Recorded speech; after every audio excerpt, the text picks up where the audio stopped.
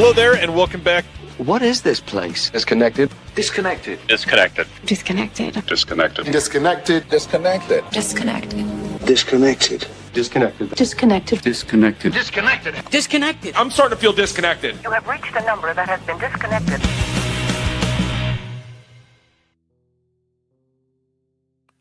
Hello, and welcome to Discmiss Night, live tonight with the one and only, bringing him in right now, Mr. Howard S. Berger, from the Cave of Wonders. Jesus.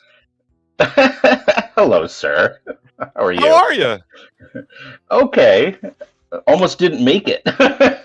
So, hanging on by the seat of my pants here. Well, How are speaking you, of that, California's getting flooded like crazy right now. How's the storms treating you? Well, we're on battery right now. On my street, we're out of power. So, hopefully that'll come back soon. But I don't think it's this way everywhere. But it's for me, it's great. I love the rain. I don't love people getting crushed to death under tons of mud and getting smashed up in their cars. It's pretty bad. But I don't go anywhere. I just sit here and do this stuff, and then so you're my social my desperate social needs for the month.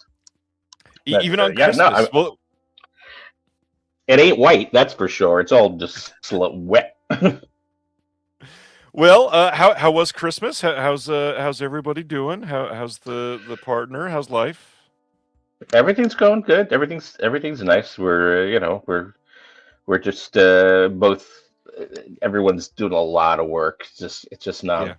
Luckily, I'm not complaining. Nonstop, dovetailing, deadlines and things like that. So, good. The pooches are okay. The poochesses, they're all right. They're good. And how's everything going with you on this? Did you have a nice holiday?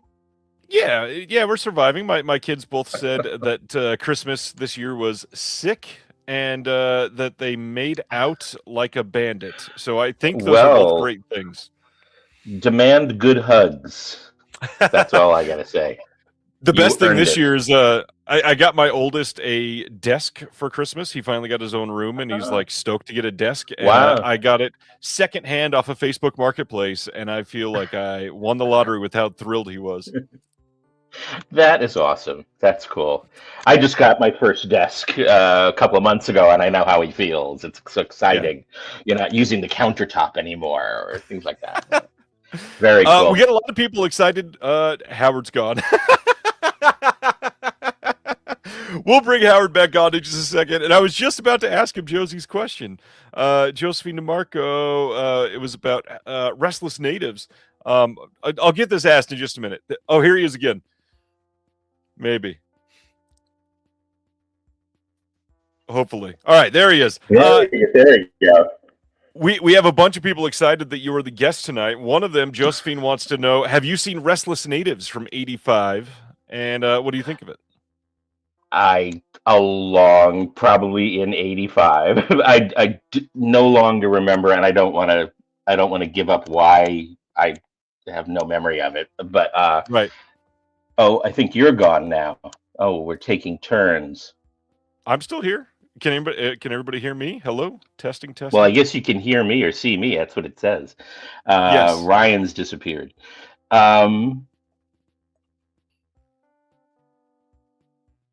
Is this not going well, or is Howard just delusional? Please let me know if you can see me. Should I call up someone else and have another guest take your spot now?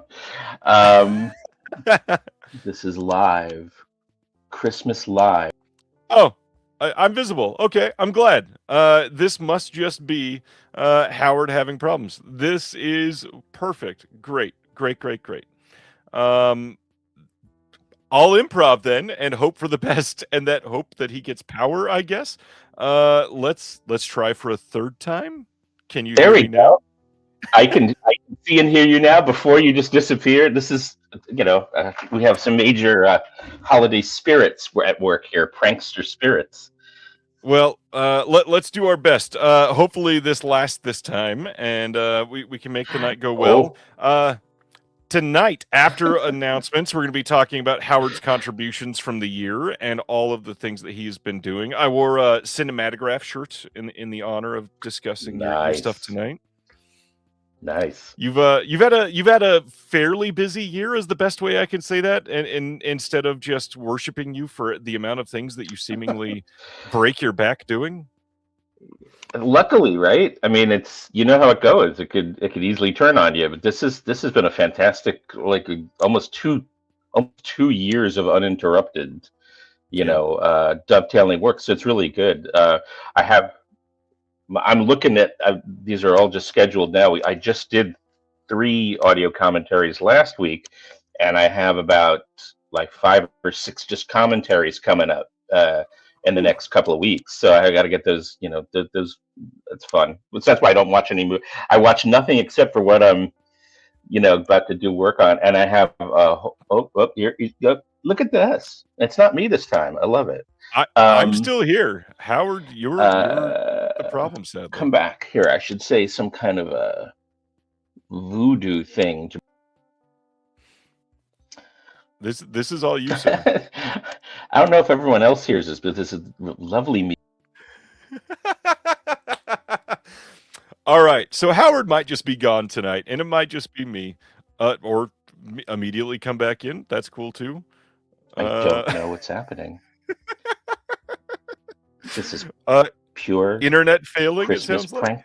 Pranks. There you go. I'm telling you, we have like Christmas prankster spirits working here, trying to keep us on our toes.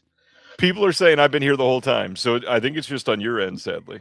Really? Because you disappear and it says I'm in the show. Oh, so far, Merry Christmas. Good. Well, people are all right. Well, let's just keep knocking on wood here. Well, you say you can't watch much. I can watch nothing. I watch. I keep trying to watch something on. But I usually black out. Oh, here you go. I said black out, and there he goes. Unless it's me blacking out. Oh no, this is crazy. This is going to be awful to listen to tomorrow for the podcast version for everybody. This is hilarious. Ronnie, that's a good question. I don't think Sibner is on standby, but if he is, he'll text me. Yeah, I think Howard might just be out, sadly. Let's get it done. Howard, I think it might just not be working yet, unless your power comes back on, maybe? Oh. No? Can you hear me now? Glimmer of hope. No?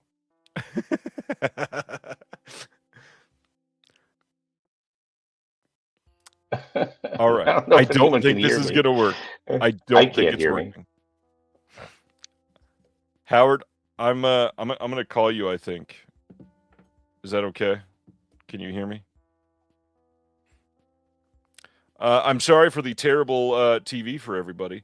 Let me give Howard a call and see how this is going to work.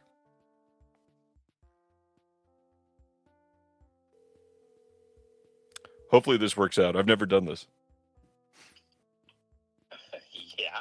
I don't think this is going to work, sadly. I'm going to do this. I'm going to try and go on using my phone.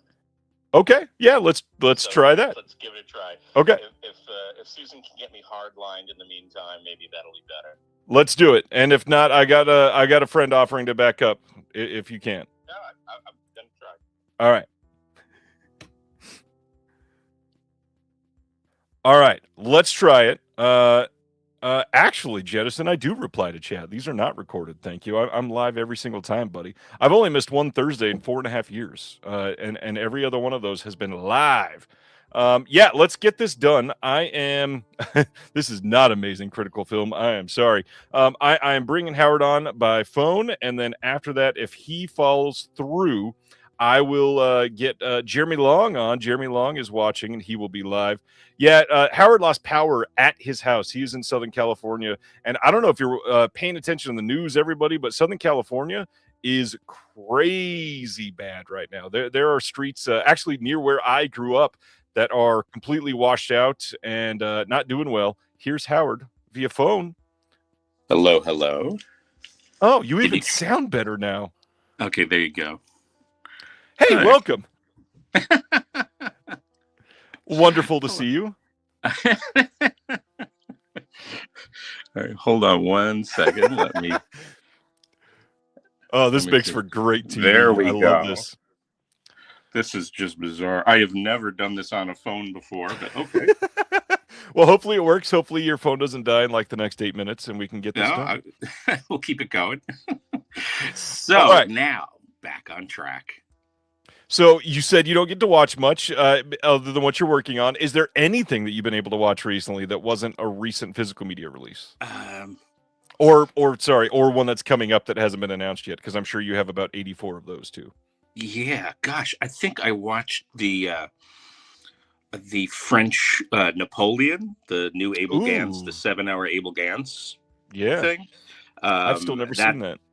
Oh my god! Well, it's funny. I saw that thing on at Radio City Music Hall in 1980, and they had but that was like 4.5 hours long. This is like almost 3 hours longer. Yeah, and it looks like it was made this afternoon. Now it's really gorgeous, but it's a wild movie. Like it's all pure innovation, and he's really. I mean, it's 1927, so you'd think that they were already gotten a real groove with attempting brave cinematic techniques. Right. This guy is, I mean, it's just wild. It's just wild cinema. So and that's the one where they had like 3 projections, right? At the very end, there's a triptych Okay. that was set up. It's not the whole movie like that, but it doesn't need to be. There's just amazing, attempts at technical storytelling, which just hadn't been done at the time. Really amazing stuff. So that I eked out 7 hours over 3 nights to watch. I'm sure. Oh, I watched the Kino Scars of Dracula 4K. Oh, nice. That I loved. Good movie. Good movie. I can't help that. That's my childhood. It's so wonderful. Other than what you're contributing to, are you picking up any physical media over the last few months? Yeah, but I haven't watched any of it. I'm trying to remember. That's fine. That's fine. We're just curious what kind of stuff that you're interested in that you've been buying. Let me think. I got just a lot of the new 4K stuff I've been getting. Vinegar Syndrome is coming out with just like a fountain of stuff that's unending, and Kino, same thing, has been putting out some really good things on 4K. I'm not like a technical guru, so I have no idea. I don't want to say, oh, I love it. That looked great. And then everyone piles on me like, this is the worst transfer ever.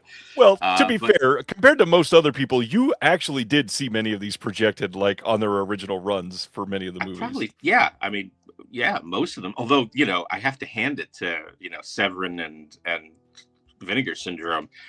They're finding stuff that like still was only like bucket list stuff for me, So that's great. So no, we're entering a new era where, my expertise has now hit a brick wall, but it's great because now I can learn new shit. This is what I live for. It's really pretty wild.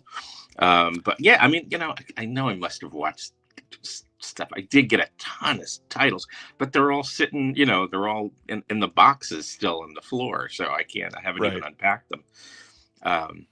But yeah, I mean, I'm trying to think. I saw the Paul Thomas Anderson thing, One Battle After Another. That was my once a year now trip to the theater. I actually was able to get out. I don't know if it's still playing, but I did miss Kill Bill in '70. That's what I was hoping to do for my birthday, and I blew that one completely. So, I did get to go to the Las Vegas Sphere and see the Wizard of Oz in the Sphere thing, which was really kind of freaky because it's AI, a lot of it. Yeah. So all those weird flaws you see in AI, it's like Westworld when they say, look at the fingertips or look at their, look at their cuticles and look at their eyes, and you can tell they're fake robots. It's the same thing. Like their eyes are just freaky. It looks like partially like a cartoon.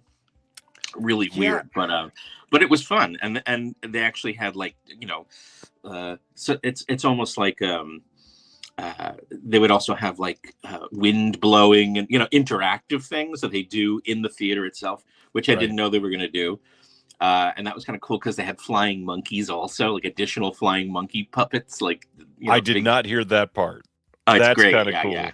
Yeah, I watched them carry them out at the end. They were cleaning up the theater afterwards, and they're like carrying out these flying monkeys. I don't know, little things like that make my life. The AI thing sounds dreadful, but like the 4D aspects, I could really get behind, like the wind tunnels and the flying monkey puppets. That would be fun.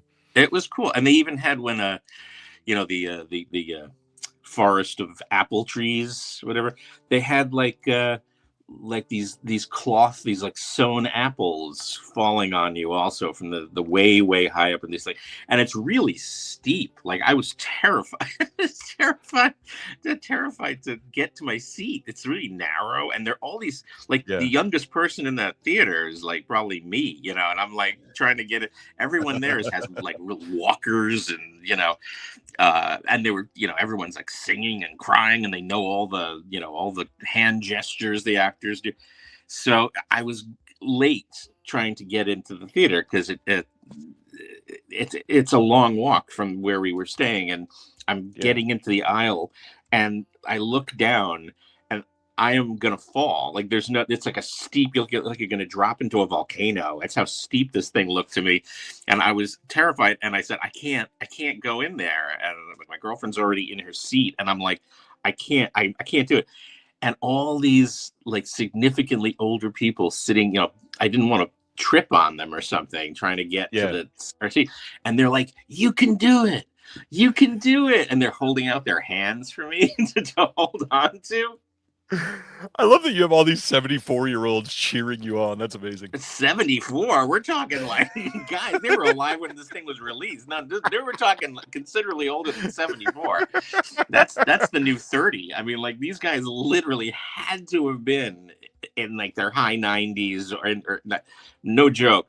But they were very accommodating. I felt bad. I didn't want to trip on them, or I didn't want to pull them down to the It's scary, but it's totally worth it. I mean, it was just go on a weekday, because then the hotels are much cheaper, and of course, we got a really good deal on the Venetian. So anyway, I love this. Aaron over at Cinejourney says, "I want William Castle at the Sphere. Give me the Tingler." Yeah, that'd be fun. Although if you get shacked out of your seat and tumble down, maybe that's a liability problem.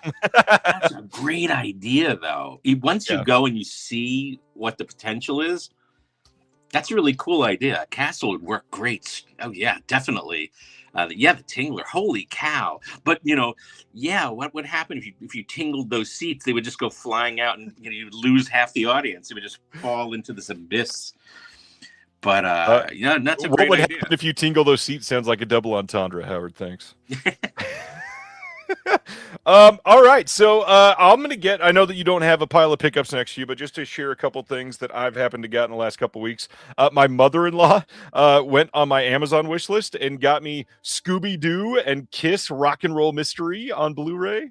Rock on! Yeah, stoked on that. I've never seen any of Bo Weideberg stuff, and I got the new Swedish Cinema box set from Criterion. So this is all brand new to me. That I think I got that was that over the summer? I don't even remember what month it is. So I that's amazing. Everything is great. Adelon was it 31 or something like that. That's incredible. Great. Yeah. Man on the Roof. That's amazing. I think Elvira Madigan, The Baby Carriage, Raven's End, and Adelon 31. Yeah. Adelon 31's incredible. And then I've got one more. I've got a new one, and then one that I know that you'll be able to talk about. So I'll show the new one first. The new Begonia film. This is from Yorgos Lanthimos from this year. Remake of Save the Green Planet. Did you ever see that one? Great. Yep. I didn't know that. I didn't know that's what it was. I haven't seen it yet. I have it sitting out there, but no, I haven't watched it yet. supposedly a loose remake. I need to see the original. I've still never seen it. I'm waiting for that Arrow disc that's coming out in the UK to be able to see it. Wow. Oh, that's good to And know. then, That I didn't know either. Good. Very yeah, cool. coming on 4K in just a couple months. This one I won in a secret. Well, not won. I was sent this in a Secret Santa giveaway in a Facebook group, and this is Franco Nero in Enzo G. Castellari's Kioma. Oh. This is a German media book release of Kioma. Wow. How do you feel about Kioma, Howard? Love it. I love it. That's it's amazing with the De Angelis brothers score. Yeah, incredible. No, that's great. I actually got to see that projected in Rome, which was pretty cool. Yeah, and he's a great guy. I met him at the very end of the Fanta Festival when I was there. God knows, Right. I won't even say how long ago anymore, but it was like it was like, I don't know, 95 or 94. I think that's what you said last time was 95. Yeah. Yeah, and he was like one of the. We did not expect to meet him at all, but it was at the last night of the festival, and he was there with his son Andrea, and we met them. We hung out with them for a while or a couple of hours. We each had our own bottle of champagne, which made everything really interesting too. But no, it was really fun. He's such a great guy, and that movie is, from the golden age. All his westerns are pretty amazing. Legitimately, it's not hyperbole. It's really, he does his own thing his own way, and but that's great. I didn't know about that. I'm gonna have to hunt that down. What's your favorite Franco Nero role? Oh my God, that's a big question. I know. All right, well, this is where I get pies thrown at me. I really thought he was great in as Lancelot in Camelot. Okay. So you're not going to find a bigger close up of Franco Nero on the screen. That's for sure. It was like 70 millimeter, and you could literally climb up the nose hairs from his nostrils. You're that close to him. But he was a fantastic Lancelot. But I love him in everything. I like Yeah. I love Quiet Place in the Country. That might be the most difficult role I think he could have asked to have tried to do it. He was incredible in that. So he's that's interesting. I never think about that really, ranking the stars. But he's pretty across the board. I mean, especially for a name like him. Yeah, The Visitor is a big one. Yeah, I'm just glad you're not saying desktop, he's my desktop, my screen image, my desktop image with the golden hair. Yeah, he's great. That's my desktop screen. That's pretty funny. Okay, so tonight, after announcements, we're going to be going over Howard's contributions for the year. I'll talk about some of mine real quick, but the big thing is you've done some pretty massive things this year for supplemental features, and not just the plethora of commentaries. A lot of people don't get the weight of some of the visual essays, because when you do something for Arrow, it's just labeled as a visual essay by Howard S. Berger, and it's like, oh, here's a visual essay.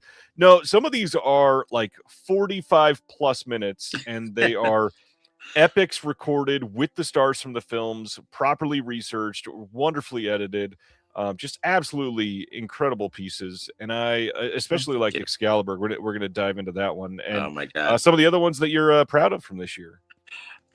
Well, I mean, also judging from the critical thing, it's really humbling, because you have no idea. You're hoping you're not sinking a project with your contributions, but Outland for Arrow really was.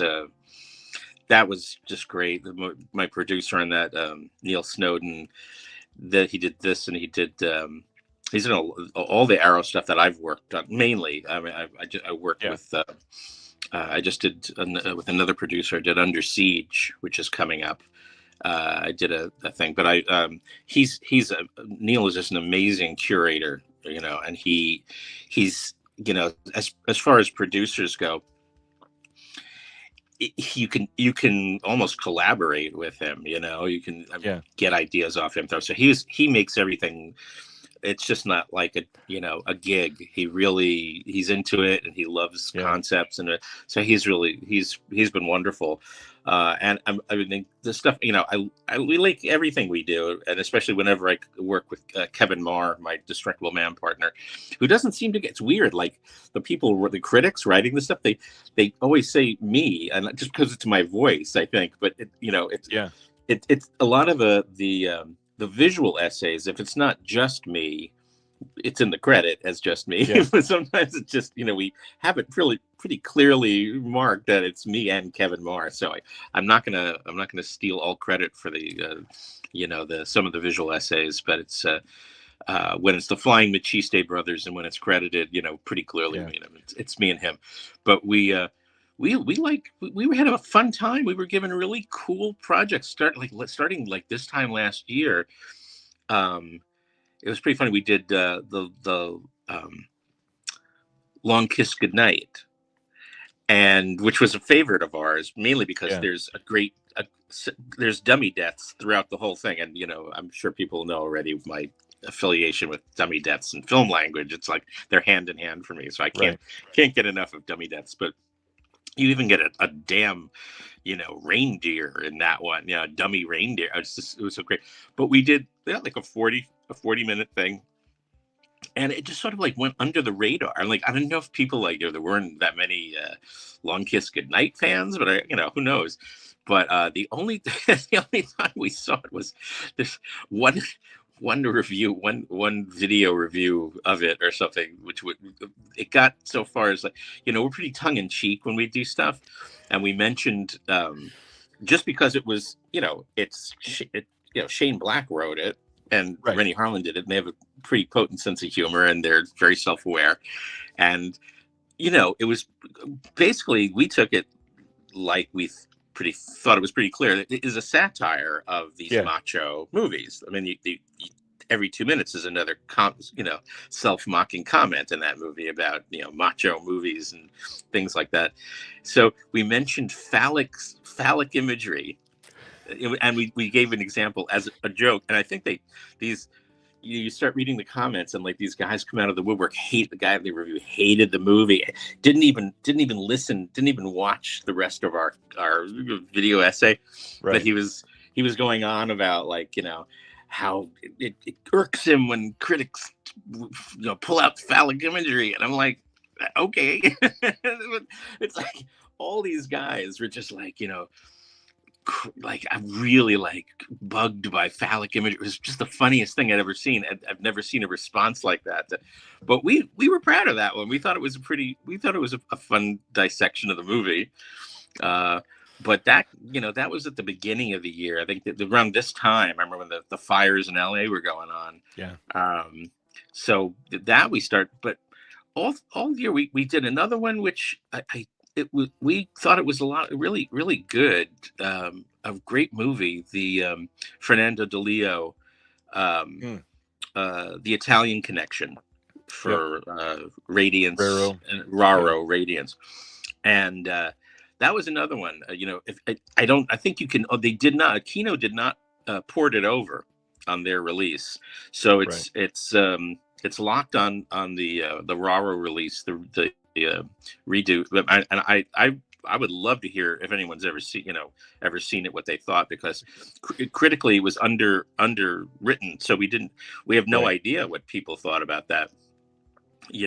Same thing with the Long Kiss Goodnight. It was just sort of under reviewed, or you'll see a lot of these sites, they'll review the movie and the transfer, especially if it's 4K, but they won't get to, they'll just post the extras from they'll just list what's on there and never watch it. Yeah. And it's like, wow, well, we would love to hear, good or bad, whatever. We'd love to hear what people thought of it, Yeah. Most of our contributions have never had a proper review on our end.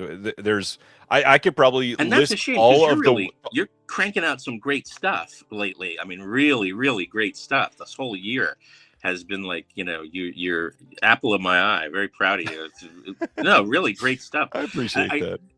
I also really enjoyed the thing we did together. Our first collab. I was really happy with what you did. I mean, this is the first time I ever didn't edit my own essay, which was weird to me. But no, I thought you did a fantastic job. I'm really looking forward to do something, doing more stuff. But Outland was, that to me was like an emotional thing almost, because it was, like you said, I mean, I saw it. I was already going into, I think high school. I was already in like high school, and so it was part. It's been part of me. These movies are just kind of get stuck in my head, and it's part of me for a long time. Yeah. And to try and to do the visual essay, Kevin Marr and myself, we really, of course, the dummy deaths were plentiful, and they had great thematic resonance. And we always thought it was like, even though the film was logically kind of, cinema logic. In other words, it's a lot of things that, it's sort of like what Dario Argento used to be argued against. Like, these plots are stupid. They're stupid.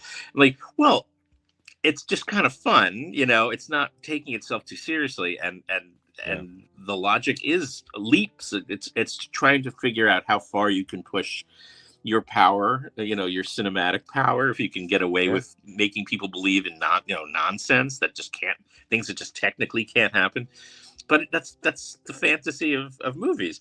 So we really enjoyed this one. I mean, just from a thematic point of view, that was so much fun. And we're really proud of it. And the fact that I also, again, Neil let me talk to some people.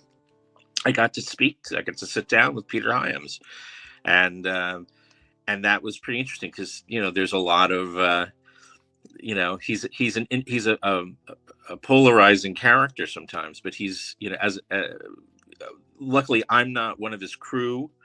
And I'm not one of, I'm not working for him. Like, it was a pleasure to sit down with him finally. And he has such a great history that he hasn't spoke of. I walked into his house, and we were sitting down just talking before doing the interview. And he starts talking about how he, when he was, just barely starting out, and he was in, a room, he met Richard Brooks, who did The Professionals and In Cold Blood. And I'm already like, okay, you got me at Richard Brooks automatically. So I was, it's just wild to sit down. And also I got to talk for Excalibur. I got to meet Rospo Pallenberg, who was a prime collaborator of Borman for quite a few films. And it's, it's just cool that these guys don't live very far from me. I had a really, good meetings with them. And, Excalibur and Outland, the two projects I think more than any, and Kevin and I got to do a great visual essay for that as well. We really, again, from our point of view, it was just so much we wanted to get out of our, focus on, get out of our chest. And we actually, we actually learned from doing these things, I mean, and we did the research for it, and just studying the film in a way we never really did before. So much fun. And they are damn good looking transfers. Again, I'll probably get, eggplants and pies thrown at me for saying it was a terrible transfer. I don't know. It looked great to me. I mean, I've watched these movies, half my life, and they're, I think this is the best they've ever looked. But we will dive deep into Excalibur and a couple others after the announcements. First, you got a couple compliments here. Paul in the chat says Howard's interview with Peter Hyams was amazing. Thank you, sir. And then we don't hear from anybody. This is great. I love that they can type in while people care. People watch. The vid says Howard did a great job on the Terminal Man Arrow release. That's not one you hear much about. That's another one. That was, again, it was like the beginning of this year. It was like right over the holidays. Thank you so much. I mean, that was, again, that I would have to include that one. That's another one by Neil Snowden. Great curatorship. And it was just really an emotional thing. I knew both directors, Mike Hodges and the director of photography, both people, not directors, but Richard Klein.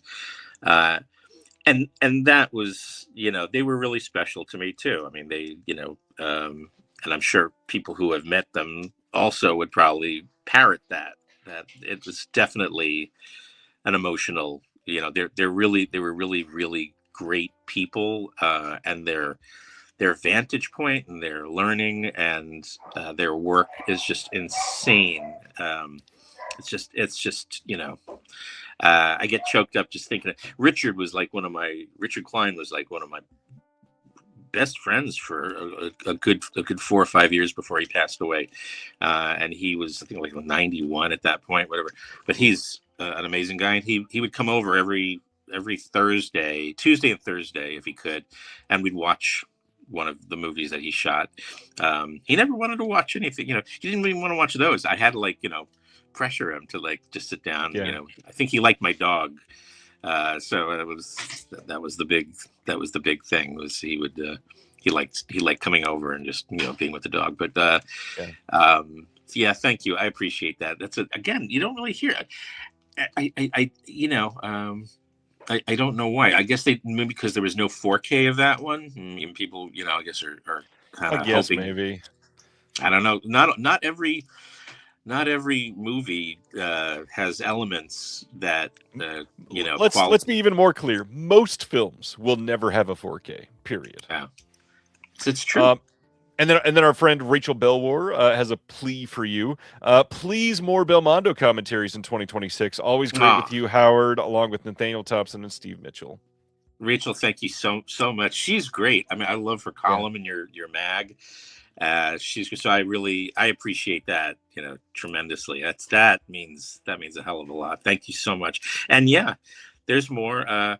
Belmondo, I think, I'm trying to remember. I think you may have covered the last of the recent Belmondos that we got. I just did a Lino Ventura, and I did, I'm trying to think, two Lino Venturas, but he was, I don't want to give I like, the reveals when this happens, but it's but yeah, we're doing the Ventura cycle now.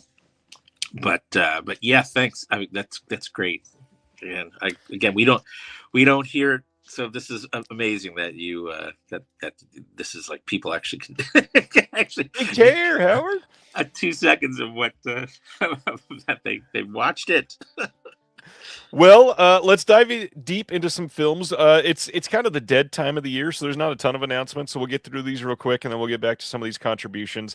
The ones that we're covering tonight, there are some kind of big ones for what was announced. So we'll give some extra time to those. I'm curious how many of these that you have seen. I'm betting it's most of them. So very curious to hear your thoughts. Let's get to our first releases. These first two are from Deaf Crocodile, coming in January. This first one is from 1948, and it's the Czech film Krakatít, coming on 4K and Blu-ray combo pack. This is a astonishing sci-fi noir film. We get a new interview on this one with the archivist Teresa Frolova from the Narodny Film Archive in Prague. New commentary by Peter Hames and Irina Kovarova from Comeback Company. New visual essay by Clayton Dillard from Someone's Favorite Productions. I've heard of that company, and it is a great visual essay. We've got a 60-page book, as always, in these deluxe edition Crocodile releases. And we've got an essay by Walt Shaw, essay by Jonathan Owen. The big thing for me, as far as this physical release on this, though, is the art here is gorgeous by Richard Cox. And if you are a subscriber or a member and you've got access to the members-only section, they've got an exclusive version where the title is bolded in red. It's the only difference, so you don't got to worry about it too much. But it is a really beautiful box. Have you seen Krakatít, Howard? Absolutely. In fact, I've been waiting for this. I knew you. It's like the minute I knew that Dennis Bartok announced he was doing this label years ago, I'm like, I was one of the ones I'm praying, fingers tightly clenched that he actually gets to it. This is like one of those hideous little old torrent file discoveries. I got it because Tit was in the title, so I had to download it, and it was much better than what I thought it was going to be. wild movie. But again, it looked horrible. It looked like, like a Carillion photograph. It's like heat sensitive photograph. It's like a 10th generation, it was like an old AVI file. Right. So yeah, no, I'm psyched. I'm sure it will look stunning. Oh yeah, and the they're doing it extras, in 4K too. Amazing. But his extras, the people that he gets on there are just, they're the tops. Yeah, this is going to be a good one. And then another one that I believe you have seen. They're also releasing White Son of the Desert from 1970, one of the most famous Soviet Osterns or Red Westerns. A lot of fun. This is a very unique movie. Tell us about White Son of the Desert. No, it's just it's like almost like a spaghetti western, a Russian spaghetti western. I saw that when Rustico was putting out DVDs. I guess when was that? Early 90s, maybe. Yeah. And that was one of the pretty close to, I think, one of the first ones that I actually bought from them. It's wild, a lot of fun. I think it appeals to kids a lot. I think it was very, very popular with the kids in Russia. And then, I mean, it's one of the most popular still, like, decades on, one of the most popular films ever released. Yeah. Great movie. A lot of fun. It's not a dreary, there's no, I mean, there are some, there's some moments, but it's just a great movie. A lot of really sort of new twists on like the Italian style, very foregrounded and rhythmic. It's one of those things where I have no idea how they actually go out and plan shoots like this. It just must have been, exhausting. You never would think that they would come out alive from a shoot like this, but it's great. It's good to hear that they're doing it. I'm glad. It's a very funny movie too. There's a lot of comedy in this one. Yeah. Extras on this Blu-ray release, we've got a new commentary by Rolf Giesen, the film scholar. We got a new visual essay by Evan Chester. We got a new interview with Soviet filmmaker Sergei Lavrentiev. He is great in this interview. We've got a new restoration trailer, and then on the deluxe edition, you've got an essay by Peter Rolberg and an essay by Walt Cha. Great release. Love the artwork on the outside of the box here. It's by Stephen Thomas. Deaf Crocodile, some of the best art in the game. I will always say that. They got some great choices. Well, again, Dennis Bartok, you couldn't have hoped for, a better curator of these movies. These are really the truly under discussed, things, and he's really providing amazing education to everybody. Yeah. And it is just, I gotta, pat that guy in the back, please, because seriously amazing effort that he's done, because it's not just he's acquiring it and doing the minimal. He's really finding the right people to talk, and lead you by the hand into a totally another, brain set. It's just great. Thank you, Dennis. Kind of speaking in the same way about Dennis, I'm going to digress for a real quick second and shout out Connor Holt, who's in the chat tonight, who's on the show, 5-6 weeks ago. Connor Holt does the Lord's work to promote the smallest theaters all across the U.S., most of them in LA, and we're talking not even just theaters, like pop-up VHS festivals, swap meets that are focusing on film and physical media, things like that. Everybody should go follow VHS Spectacular on Instagram, and if you're still over on Twitter, follow him there. Connor does just some incredible enlightening work about just really cool people that don't ever get attention, and Connor is not followed by enough people. He is just a truly kind soul. So. I think we just friended each other today. I'm so happy. Nice. I didn't even think, again, me, I if it pops up on my feed, then I'll look to see who it is. But I don't have enough. I haven't had enough time to go prowling around. But when he popped up, I'm like, oh yeah, it's like, yeah, excellent. All right, let's continue on with our announcements. Ben Wheatley, you probably recognize that name, a modern filmmaker. Over on March 2nd in the UK, we are getting a 4K Blu-ray combo release from Anti-Worlds. This is the sister company of Indicator. They are putting out Miss Mantler from this year as part of their Anti-Worlds original line. This is a brand new Ben Wheatley film.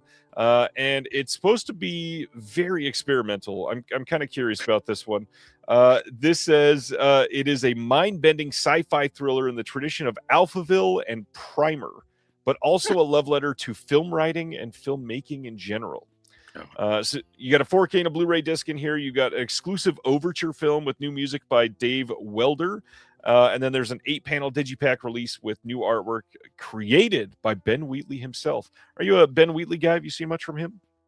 Yeah, I've only seen the wacky ones. I haven't seen. I know he's done some. So all of them? I'm just kidding. Some more mainstream stuff, but I haven't. I love Kill List, and I love Field in England, and In the Earth, I think it was called. Yeah, he's great. He's cool. Again, he takes a lot of chances. So I said the wrong title. Thanks, Brendan. This one's actually called Bulk, not Miss Mantler. I apologize. Thanks, Brendan. That was a silly error when I'm literally staring at the title. I was just thinking of... We won't paddle you tonight for it. That's okay. Ah, damn. All right. That is Bulk by Ben Wheatley, and going to the next one. Or I'm just going to click off and do the wrong thing. Full Moon is having their holiday horror sale right now. They are going to be live until December 28th. If you are looking to buy, I will put a link to this in the chat. I really don't promote a lot of Full Moon stuff because let's just say Charles Band is not always in it for the right reasons.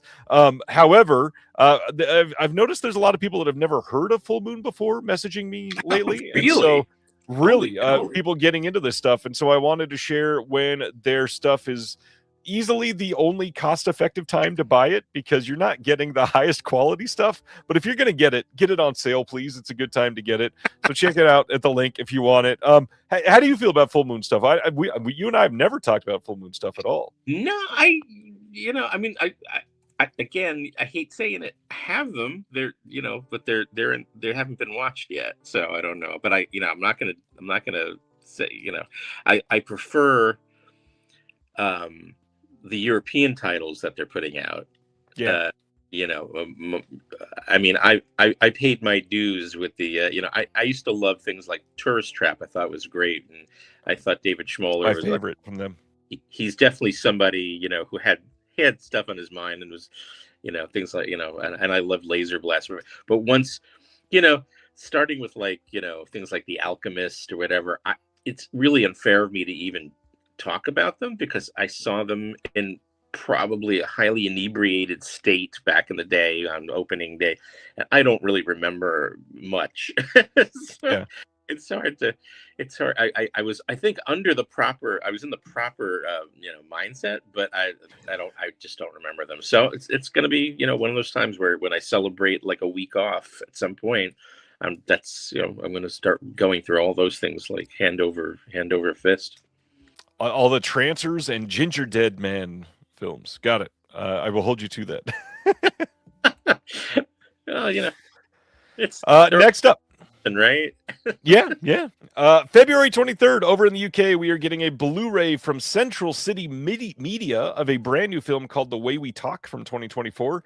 This says it is a soul-searching story about three friends, Wolf, Alan, and Sophie, who have different conditions of deafness. When Sophie graduates from the university and starts a new job, she realizes that she has been struggling to be seen as normal. Tensions grow between the three friends as they find themselves conflicting over how best to communicate with the world while remaining true to themselves.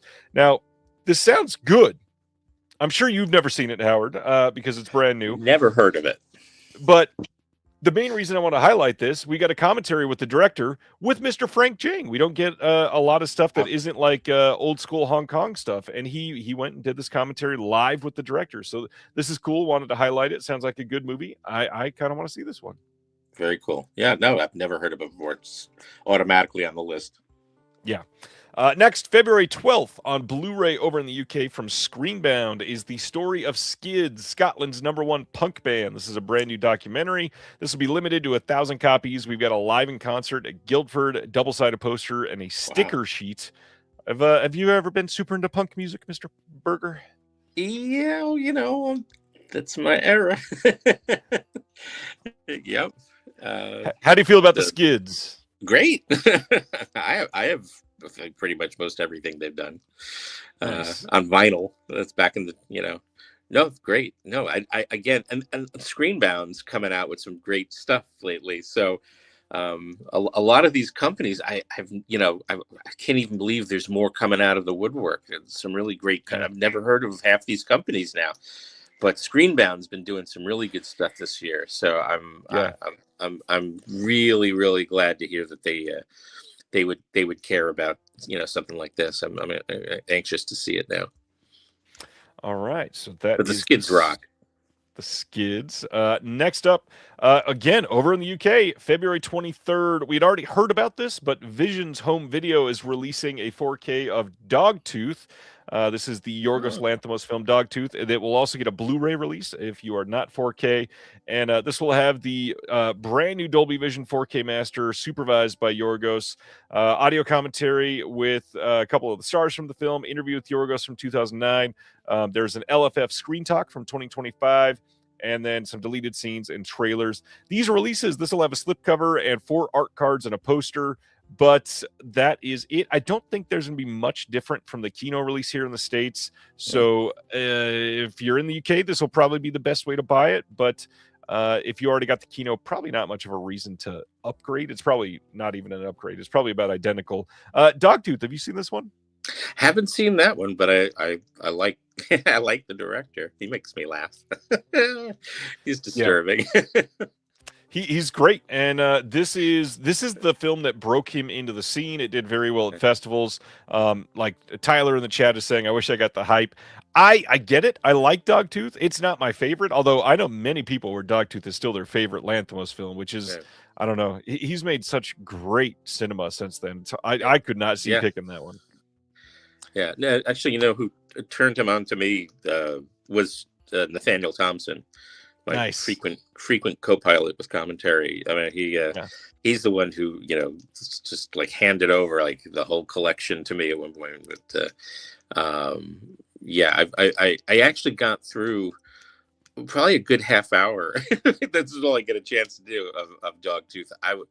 I was in love with it. It clicked with me. So I didn't know this was getting like a huge treatment now. So I'm looking forward to that. I love to see if the extras are much different from from country to country. I'm curious to see what they do with this one. Did they say did you say what extras are going to be on this or no? Yeah, we get a commentary. The big thing is none of it is new.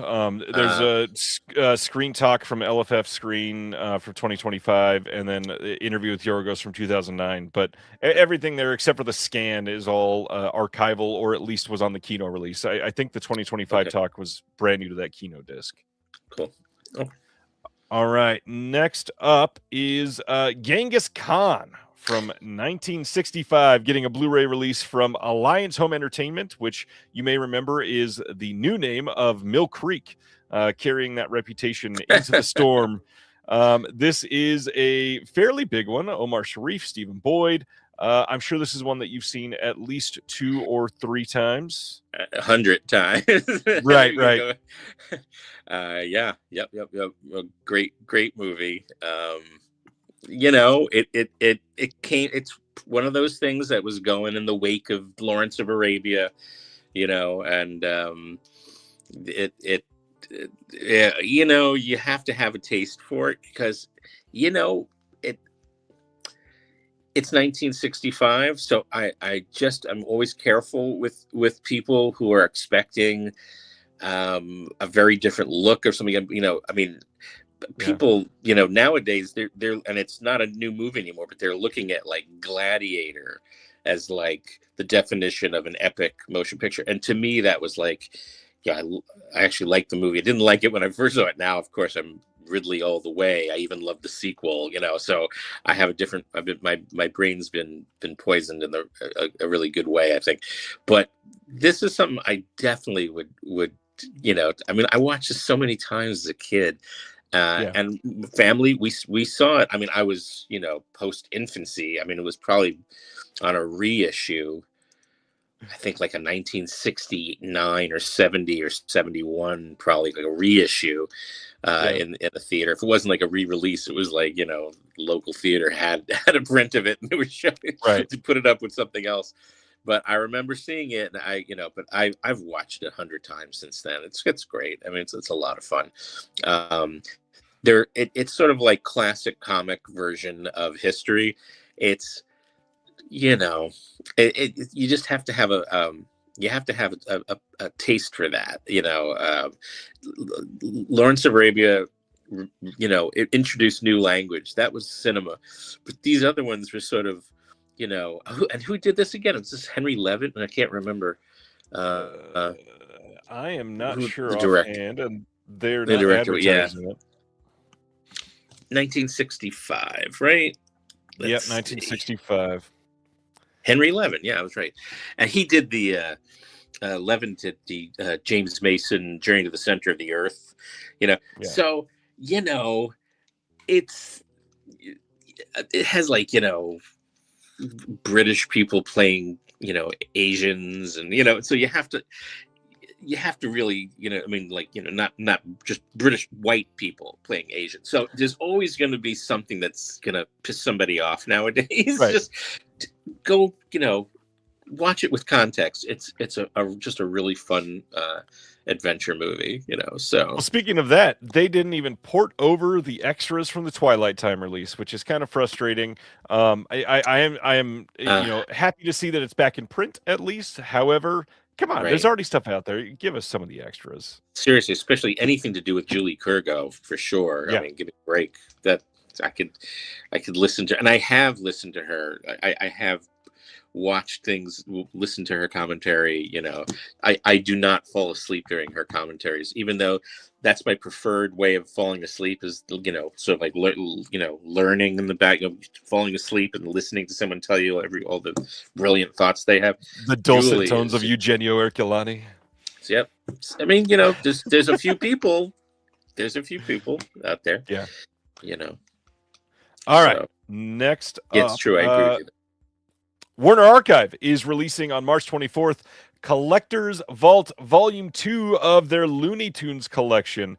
Now, the big thing here, this stuff is always super confusing because they've got the Collector's Choice, Collector's Vault, they've got the Platinum Collection. What is happening? Okay, so the truth is, we've got 2 discs here, and the big thing is one of these discs have never been on Blu-ray or DVD ever, so it's the first time ever being on disc. And then the other disc, it's their first time ever remastered in HD. So you've got a good 50 shorts coming as part of this. And we can guarantee none of them have ever been on Blu-ray, remastered in HD at all. We can also see that these have never been on disc for half of them. That's a big deal. It is just nice to see these added to it and see that grow. I got to admit, though, it would be so nice just to see a full Looney Tunes collection released all at once, so we don't have to drip these out over 9 years or whatever. Just give us, what is it going to be, a 43 disc set? I'll pay it. Just tell me what to pay. I will buy it. All right. Well, they'll make sure that happens once you buy all the separate ones. And the sad thing is, if I don't buy all of those, it will never exist. There you go. I was just going to say. Yeah. All right. And so that's also, I think these will be uncut as well, which is good. I mean, yes. Because that's been happening. I've been watching things and things, I guess over the years, I don't know, social climates change. I don't know if they, what they do, but or if they just can't get the elements. I don't know, but this is just always something very tempting when they start really doing these beautiful, re-releases of these things. Yeah, this is a must. Warner Archive Animation lately has been knocking it out of the park, so this is not even a hesitation for me. Next up, the brand new film Nuremberg from this year is getting a Sony Pictures release on February 10th. For some, it will be disappointing that it is Blu-ray and DVD only, not getting a 4K release. I thought this film was pretty wonderful. I expected to go into this and walk away disappointed, but I was surprised. I enjoyed a lot of the performances in this. The story, not surprising. We know how it ends. However, it is one that I think is important and gives some really great context to the history in a period where we need to hear about this history specifically. Have not seen it. I've heard, back and forth. Like, I think people want it. The critics that I read. And I try not to read reviews before I've seen the movie, but I think they say like they took liberties with the facts. But I think, judging from what I've seen and other people, like, especially what you just said, I think it's the point it's like like a Ken Russell film. History is distilled into drama, not documentary. And I think that it had to be sculpted for the overall point, which you're right is extremely important to remember and to make sure it doesn't happen again. So yeah, I'm interested. I'm very interested in seeing this. Probably the worst thing I can say about this one is there's some like timeline whiplash. They really take their time leading up to the point of the courtroom trial where they show the film from the camps, and that video is very emotionally, like, it's supposed to be heavy in that moment, but then everything after that moment is like flying by, like somebody's just running by you. So they took their time. They really contextualized all the characters. They showed the short film, and then zoom off to the races at the ending. But other than that, it's an interesting movie. I thought it was well done. Is it a long film? It's like 2 hours 40 minutes, something like that. Because Judgment at Nuremberg, the Stanley Kramer one, that was 3 hours and 15 minutes or something like that. Yeah. And obviously, I don't know. Have things changed? I feel like there's always complaints about modern film being too long, and then you'll get like 7 indie movies every week that are 83 minutes. So I don't know. I couldn't care less as long as it's a fun movie. Yeah, if it's great, it's great. I'm down for it. I do not judge a movie on the length. I try to understand why it's that length. So that's that's bring it on. It's fine. I will be honest. You're going to pay money for it. Give me something. And usually the same amount of money. That's the funny part. I will say that the length sometimes dictates if I can watch it. I will admit to that. Right. Well, I know that's my story at this point.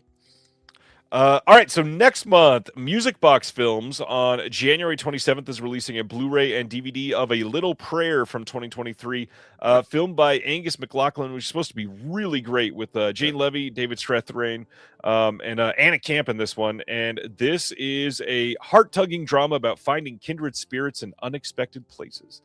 You can pre-order this now. It is available. Next up, Air 4444. That is always a mouthful to say. They have announced that in 2026, they are releasing Blu-rays of 1988's City Warriors and 2000's Teenage Hooker Became a Killing Machine. If that is not a seductive enough title for you, man, do you have issues. Yeah, these both look and sound great, and I am very curious to check both of these out. Have you seen either one of these? No, but they're on the queue now. The Teenage Hooker movie, it says a high school girl who moonlights as a prostitute is revived as a killing machine after she is murdered by her teacher. Doesn't that just sound like I have to see that movie right now? That's what it's there for. I'm glad there's some people there who know what we're waiting for. That's good. Oh yeah, this is bound to be some people's favorite movie next year. All right, next. Speaking of Arrow Video and Warner Brothers projects, they just today finally confirmed that Mortal Kombat from 1995 is getting the deluxe 4K treatment. Are you working on a 3-hour dummy death visual essay for Mortal Kombat? If you are, just wink at the camera. Not yet, but we'll get. I might have to inquire. Yeah, this is one that has been speculated for quite some time, and it's just nice to see a full confirmation about that. This is many people's favorite movie from their childhoods. I will admit, it is not mine. Did you ever see this one when it came out? I think I have to confess. I think I actually walked out. I didn't instigate it, but I think the people that I was with, I think, demanded that we leave. It's never me. I don't do that by practice. I was gonna say I don't think I would expect you to walk out of films. Is that something that you've done many times? I've done it many times, but again, never on my instigation. I probably went back and finished it at some point, but I never got around to doing it with Mortal Kombat. Well, maybe they will say, "Get over here," so you can watch that one, Howard. You never know. I'm going to start asking questions. Next up, we got some release details of the brand new release of Five Nights at Freddy's 2, Howard's next favorite film. This is from this year, coming out on 4K Steelbook Standard, 4K Blu-ray, and DVD, because this is a money-making hit for Universal, even though this movie was straight garbage. I hated this movie. It was really terrible. There are going to be some extras on this. There's going to be revealing interviews and behind-the-scenes footage with the cast. There's going to be a stunt doubles and puppeteers featurette.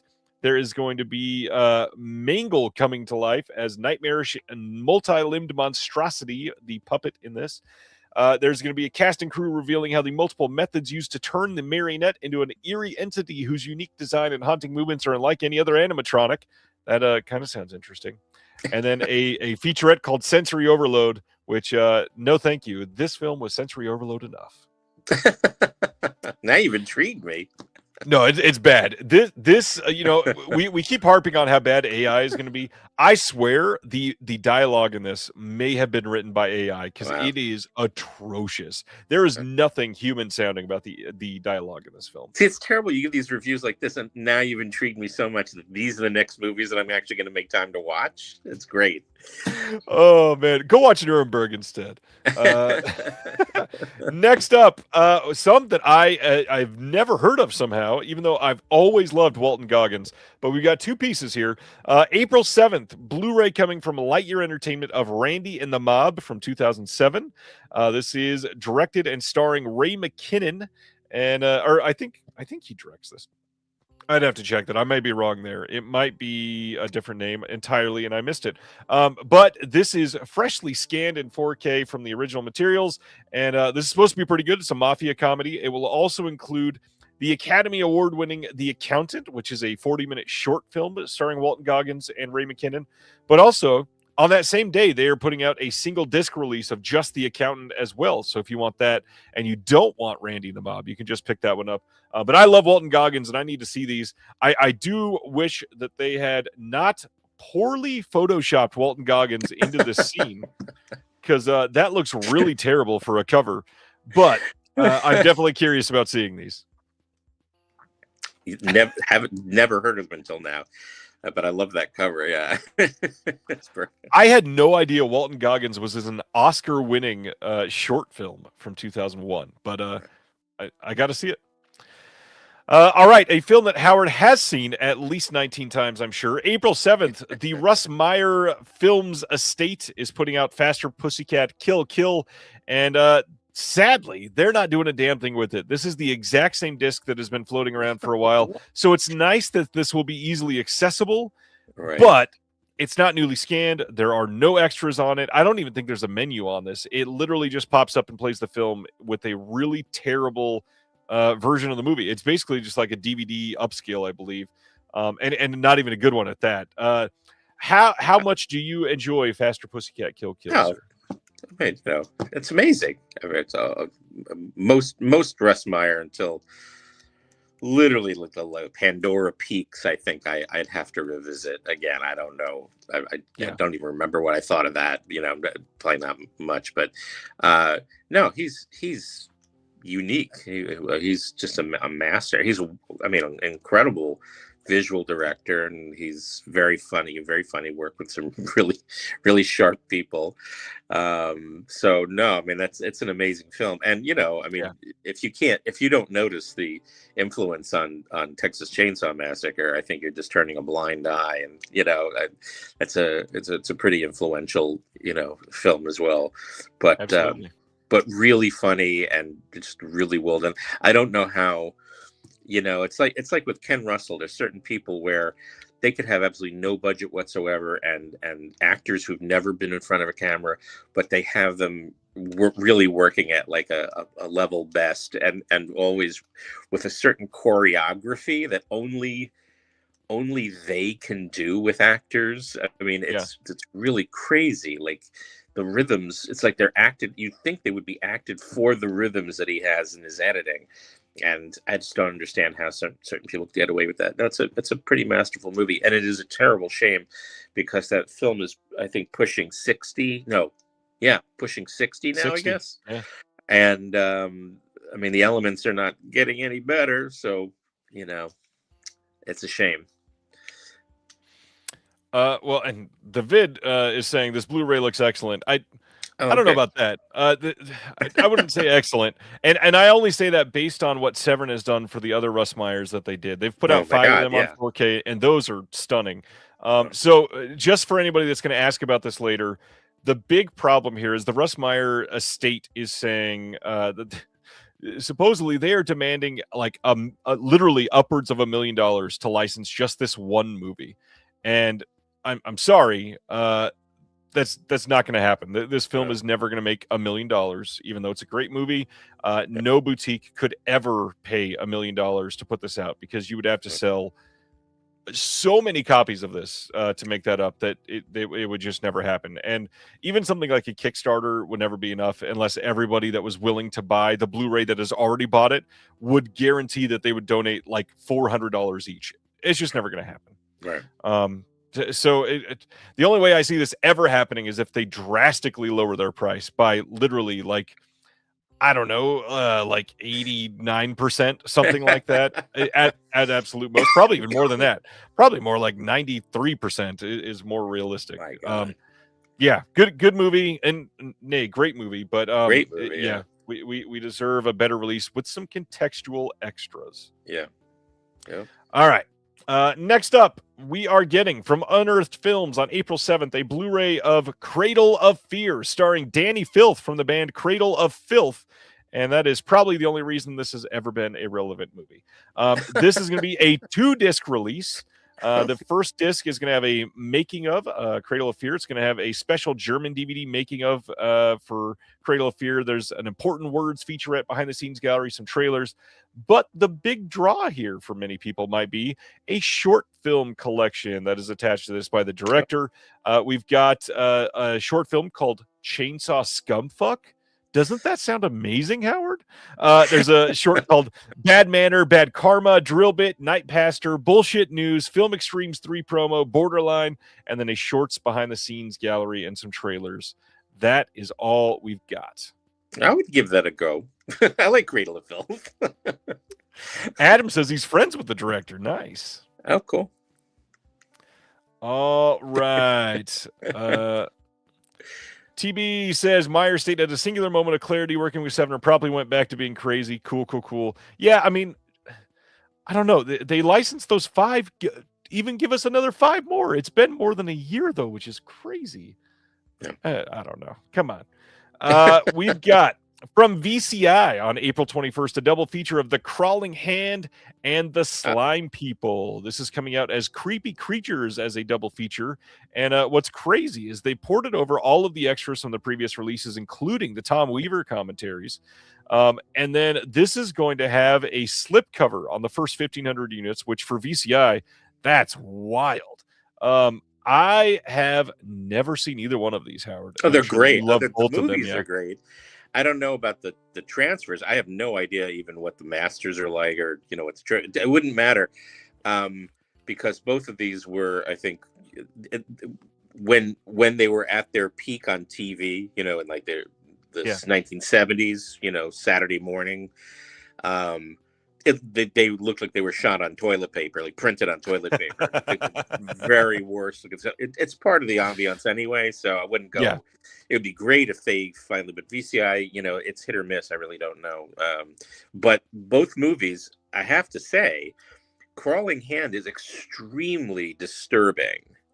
It's a really good, really, really good little, I guess, sci-fi horror film that I can recommend it. And Slime People, it's the same thing. It's just a great, early 60s Saturday morning, horror thing, matinee thing.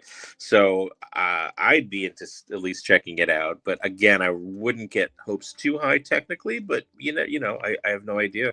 I haven't really seen a VCI release in a long time, so I'm glad. So apparently these were released before, or I know they were on DVD. Yep. Didn't Rhino put them out on that DVD? Sounds right. Yeah. I think the Border Books used to sell them for like $3.99 in the video area. I mean that I remember. It looked good enough, but I don't know what these new transfers are going to be. But I would recommend the movies. Especially Crawling Hand, I think is pretty cool, actually. Very disturbing. Nice. Yeah, it's a good movie.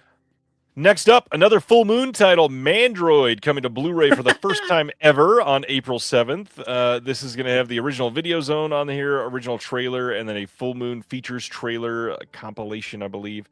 This is going to include Robert Simons from The Exorcist, and Mandroid from '93. Have you not seen this one either? No, come close a couple of times because the title is great. So it is great, but again, good to know it's coming. Yay, full moon. Next up from this year, Lurker is coming on March 3rd on Blu-ray and DVD from Mubi. Sadly, no extras on this film. I will say I highly recommend this one. This is like a cringe superfan type of situation, and everything is awkward to the nth degree. The acting in this, though, is incredible. There's a couple people in this movie that seem like they have been their characters their entire lives, and it is just so well made. I appreciated this film a lot. I liked it enough when I left the theater, but this one has weighed on me all summer and into the fall. This is a great movie. Cool. I haven't seen it, but on that recommendation alone. These, I believe that you have seen. March 3rd, we get a Blu-ray coming from Film Masters called Monster Mayhem, and this is a collection of 4 films that have been recently out of print, and now you can get them all in one package on 2 pressed discs. We've got The Monster from Green Hell, Frankenstein's Daughter, Giant from the Unknown, and The Brain from Planet Arus. And this will bring on the commentaries that were on the previous releases, those with Tom Weaver and Gary Crutcher. We've got a couple other special productions, especially with Stephen R. Bissett, and then Ballyhoo Motion Pictures did a couple things for this. Which of these is the best in your opinion? These are all great. I mean, they're all great. But I actually have to say, and I love Film Masters, so I loved working. I did a couple of things for them too. But I honestly would have loved an opportunity to do Giant from the Unknown, because Kevin Marr and we actually were, it was one of those things where there is an amazing dummy death in that movie, but it's such an actually like sort of unintentionally intelligent film culturally. Like it was just a smart movie. And Kevin had this absolutely brilliant deconstruction of it, and we were always on the cusp of doing it, drawing out notes, but then something else would take over and we would do something. I really would have had I even known they were doing this, I would have offered to do that deconstruction for them for that movie. Giant from the Unknown alone is just a really cool film, but these are all great movies. I mean, legitimately great movies. Like Brain from Planet Arus is, I mean, there's something incredibly memorable in all of them. So I mean, it's from an era, and none of these movies were made to be critically assessed. Right. They were just churned out, which to me reveals a hell of a lot about the filmmakers, the people who write Absolutely. it. So I mean, you can say these are crap films, whatever your level is. But honestly, if you're interested in watching some unusually intelligent crap movies, I guess I don't know what it's just B or DZ movie filler. These are the four really great ones. So it's not I definitely think it's probably a worthwhile purchase. It's great. Headcoop says, Howard, you should do that as a commentary and put it on YouTube so that we can sync it up and watch the film with it. I may just do the essay anyway and put it up. just finally now somebody might be watching it, so I figure, all right, I might just throw that up. But it's better as an essay because you got to hear Kevin's take is just genius. I mean, like it usually is, but this is really, to me, oh yeah, Giant from the Unknown. Though, love to hear what people think of that one. That's a great movie. Well, we're not going to fly through these, but everything else tonight is all film masters. So Howard and I have both worked with film masters before. I respect the hell out of those guys. They put a lot of thought into what they're doing. A lot of their choices are public domain, and they're not getting like the best material. So keep that in mind. However, they are usually brand new 4K or 2K scans.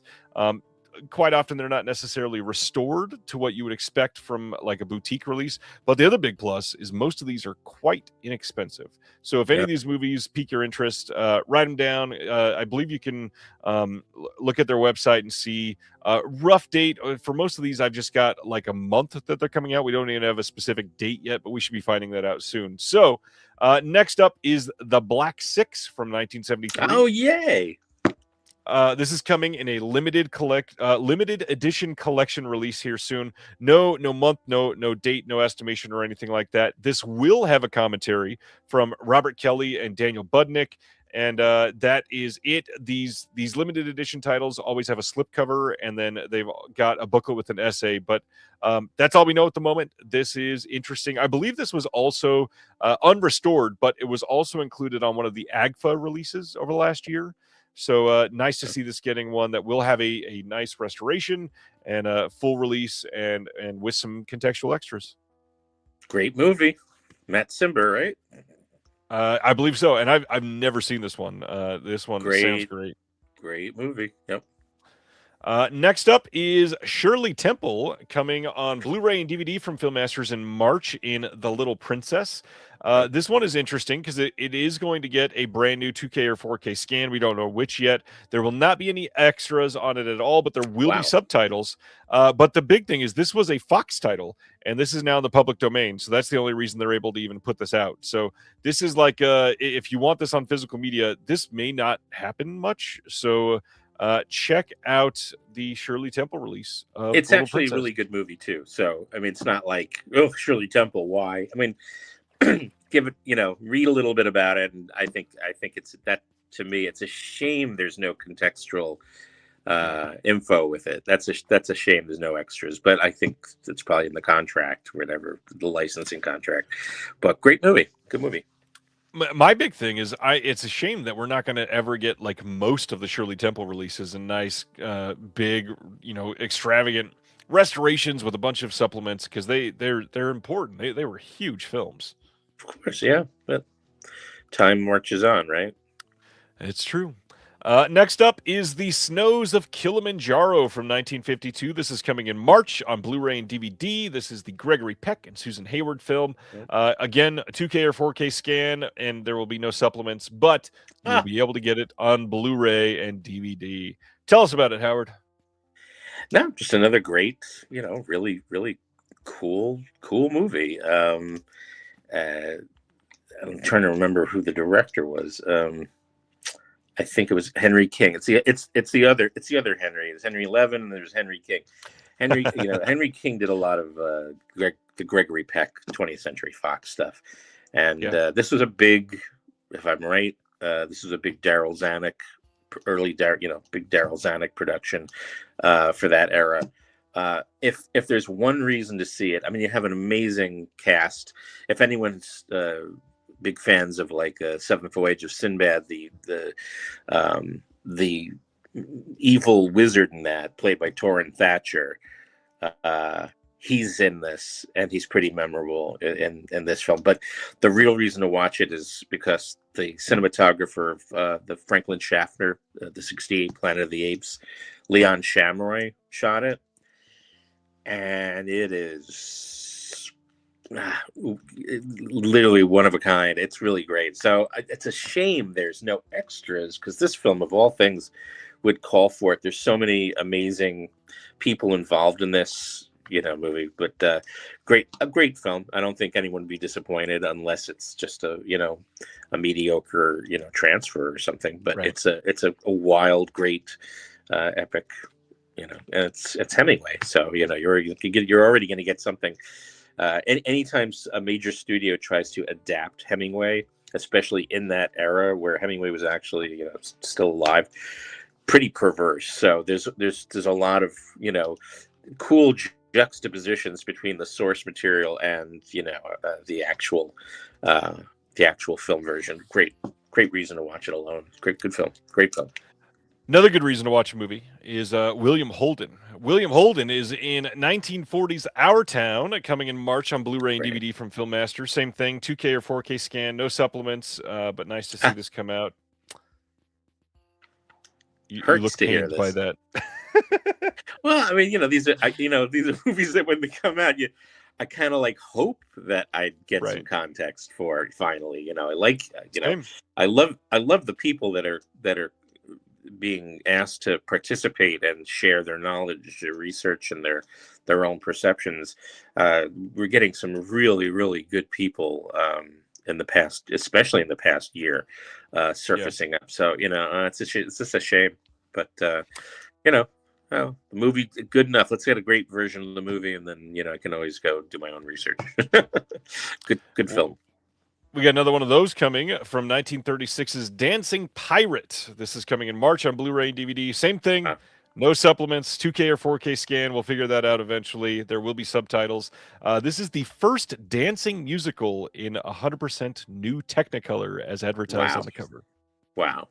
Well, maybe sometimes that's all you need, but Dancing Pirates, no context, it hurts. I want no context, just dancing. I would love just like the film on one disc and like 3 discs of just context for that one. I've never heard of this thing, so I am very excited to square it about. Amazing. Next up is The North Star. This is coming in March on Blu-ray and DVD. This is from 1943. It says a Ukrainian village must suddenly contend with the Nazi invasion of June 1941, later re-edited and released as Armored Attack. This one, again, 2K or 4K scan, no supplements, but it will have subtitles. That is all we got. Have you seen this one? I think I have seen it under Armored Attack, which might have been, I don't know if that's a slightly different version. I'm not sure, but it's Louis Milestone. So I've been, I've definitely been a fan of, and it's weird to think, I don't know. I mean, it's shot by one of the greatest cinematographers. I know everyone's one of the greatest cinematographers of all time back then, but James Wong Howe, who shot John Frankenheimer's Seconds, and he shot the Molly Maguires. And if anyone, I did the commentary and an extra for the imprint version of the Molly Maguires. Great disc. Thank you. If anyone wants to understand where James Wong Howe ended up, my God, not far from where he started off. This guy was just like innovator out of the gate. When one of the very few Asian cinematographers who got the prestige treatment in Hollywood. He's just an innovator and brilliant. But the movie is another one of these movies, man. I mean, it's just like you got just a brilliant group of people making this thing. So I mean, 100. I would definitely, I mean, Louis Milestone, he did, on All Quiet on the Western Front, the 1930s version. He did, well, I think it was probably mainly directed by Marlon Brando, but Brando's Mutiny on the Bounty, but he's done some amazing movies. So I'd definitely give it a shot, especially it's such a rare title. I mean, it really isn't, you don't really hear about this, but it's a cool film. You shouted it out, so I'll give it another moment in the sun here. But The Molly Maguires is a film that I just on the surface of it was not super interested in. Took a chance on it, ended up loving that movie. There are Yeah. so many compelling moments, and then the way that they shoot, like these fucking explosions in this movie, look so Yeah. great. Yeah. I mean, especially if you're stoned. I mean, this is Martin Ritt, who did, Casey's Shadow and Norma Ray. Very socially conscious, and this movie is very socially conscious. But Walter Bernstein, who was blacklisted, brilliant writer, was blacklisted for years in the 50s, and was, coming out of that blacklist, like 1970, the end of the 60s. He wrote the script for it, very hands-on with the production. And Martin Ritt is just a brilliant even though he has always been highly rated, he's underrated or under-discussed. I mean, it's sort of like he was from that period of time in the 50s and 60s with, these kind of movies. He came up around the same time as Sidney Lumet. But this movie showed that he, working very closely, with Bernstein, Molly Maguires is just a really cinematic film. It has a great script, good, but a brilliant structure that definitely goes in and out of really truly poetic cinema. Great movie. And if you are even slightly buzzed, you'll be thanking stars for natural chemicals. It's really fantastic, trippy movie, a really trippy movie, but a great and incredible. I mean, really, the dynamics of the cast. Late Samantha Eggar, can't believe she passed away this year from The Brood, the mama from The Brood. She's amazing. But Richard Harris and Sean Connery Sean Connery's great. loggerheads, and the whole cast. Anthony Zerbe, if anyone's an Anthony Zerbe fan. I was lucky enough to do a phone interview with him. He was a lovely guy, and pretty frank about stuff. It was a little featurette that I did for that disc as well as the commentary, but really great movie. So I'm glad there's a champion of that out there. I appreciate that, Ryan. That's great that it hooked you. Great movie. It was a good one. Sean Connery was great in it. All right, next up. This film has been released 872,000 times. Coming in March on Blu-ray and DVD from Filmmasters is Reefer Madness from 1936. Again, 2K or 4K scan, no supplements, but it will be out there and there will be subtitles. Everybody's heard of this one. Most people have probably seen clips from this one. We don't need to dive too much into this, but I love that we cover this right after Howard says, "Get buzzed and watch the Molly Maguires." Next up.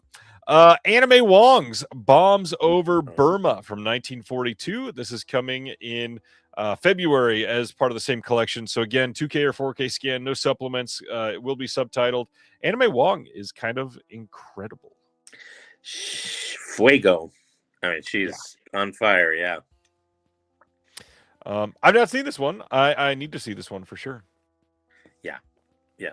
I mean, I had seen. I think I saw this from literally, it must have been like one of my first months, like in freshman year of college, and we were invited over to someone's house who had a print of this, and he was an Anime Wong fanatic, and we saw a bunch of her stuff, and it was really pushing the limit of censorship at the time. So I don't remember specifics about the movie, but I do remember that we loved everything we watched. It was all magical. I love a review like that. It was good. Don't remember anything about it, but it was good. It's the crime of just getting older. and watching 14 billion movies. When you were younger, completely stoned. So, Yep, Reefer Madness, folks. Next up, The Black Raven from 1943, coming in February as part of that line. Same thing, 2K or 4K scan, no supplements, and I know nothing about this one. Is this film you know? The Black Raven, I'm just checking to see if it's the one that I do know. Let me see. George Zucca, Wanda McKay, and it says one Yes. dark and stormy night, Yeah, an no, it's escaped great. convict. Oh, it's great. Yeah, it's great. It's weird. It's a little hybrid. It's like the, well, I was gonna say it's a lot like the Raven. It's like the Black Raven. It's one of those things that just sort of like they didn't want to. They were. This is a Poverty Row production, So George Zucco is amazing as always. This guy was. If no one's familiar with him, this is what's in my head. Everyone knows what I know or experience what I experienced, and I'm like, wow. I'm realizing that they don't have the venue, the outlets to see these type of things anymore. Maybe Right. YouTube has taken over, Saturday afternoon TV stations like syndicated. I don't know, but Black Raven, from it's not one of the ones that got heavy attention, but George Zucco is he was from like the Flying Serpent, and I mean he's some Universal stuff. He's a good villain, but was a really sharp actor, really cool. So anything he ever did was great. Sam Newfield is also pretty cool, the director, which I really like. But there are not just mystery elements or thriller elements, but there's some horror elements in this. It's only like, is it even an hour long? I don't even know if it's an hour long, but great that it's coming out. From my 5 or 6 year old viewing of it, because it's not a common one. That's why I think it's great. I would definitely, I would jump at this one. It's better than what you would imagine from what I remember. I remember thinking it was pretty cool, but it didn't get the play that some of these other ones did. Of course. All right, last up for the entire week, already done with the announcements. We've got, in January, a Blu-ray and DVD coming of The Second Woman from 1950. This is a Robert Young and Betsy Drake film. Again, 2K or 4K scan, no supplements, will be subtitled. This one says, in flashback from a Rebecca-style beginning, Ellen Foster, visiting her aunt on the California coast, meets neighbor Jeff Colin? Let's not call him Colin. That sounds funny. And his ultra-modern cliff-top house. Ellen is strongly attracted to Jeff, who's being plagued by unexplainable accidents, major and minor, bad luck, persecution, or paranoia. Warned that Jeff could be dangerous, Ellen fears that he's in danger as the menacing atmosphere darkens. Great. I've never seen it, but it sounds perfect. As a 1950 film, I'm kind of surprised. I can only hope there's a dummy death. This sounds perfect for it. Honestly, it really does, especially for that time. Oh yeah.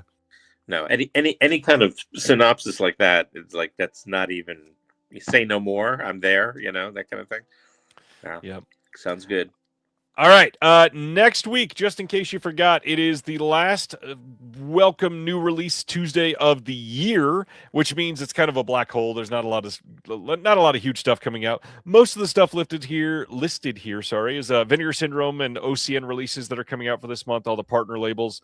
But we do have a handful of things like Breakdown on 4K coming from Paramount as their standard 4K release outside of that box set. This does have the TerraVision titles listed here. Student Bodies is not shipping this week. Gatorbait not shipping this week. Their others are not shipping this week. Digimon, the movie, is coming out from Discotheque this week for sure. We've got a couple others here. Hide and Go Shriek not shipping this week for sure. Last Screening not shipping this week. Happy Hell Night not shipping this week. Hannah K from Kino Lorber, Good Night and Good Luck, the Clooney film. That one is coming out this next week.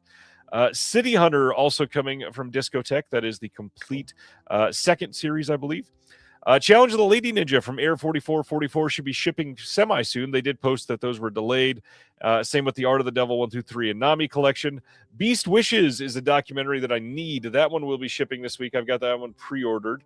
Long Live the King, another documentary coming out from Anchor Bay as well. But that is it for this month. Wow. Not this month, this next week. Not a lot coming out, thankfully. You can rest for the week following Christmas. But that's all we got for announcements, Howard. Wow. Hannah K is worth it. I love Costa Gavras, did Z. So he loves, did an amazing movie, which I don't believe has been distributed in the States yet, called Shock Troops from, I guess, like 1967. And he also did another amazing, I think it was probably his first film, I forgot what it was called, like the sleeping car murders. That's what it was. Very tongue-in-cheek, very stylish cinematic, very whodunit that he did in like 1965-ish or something, 66. Another good one.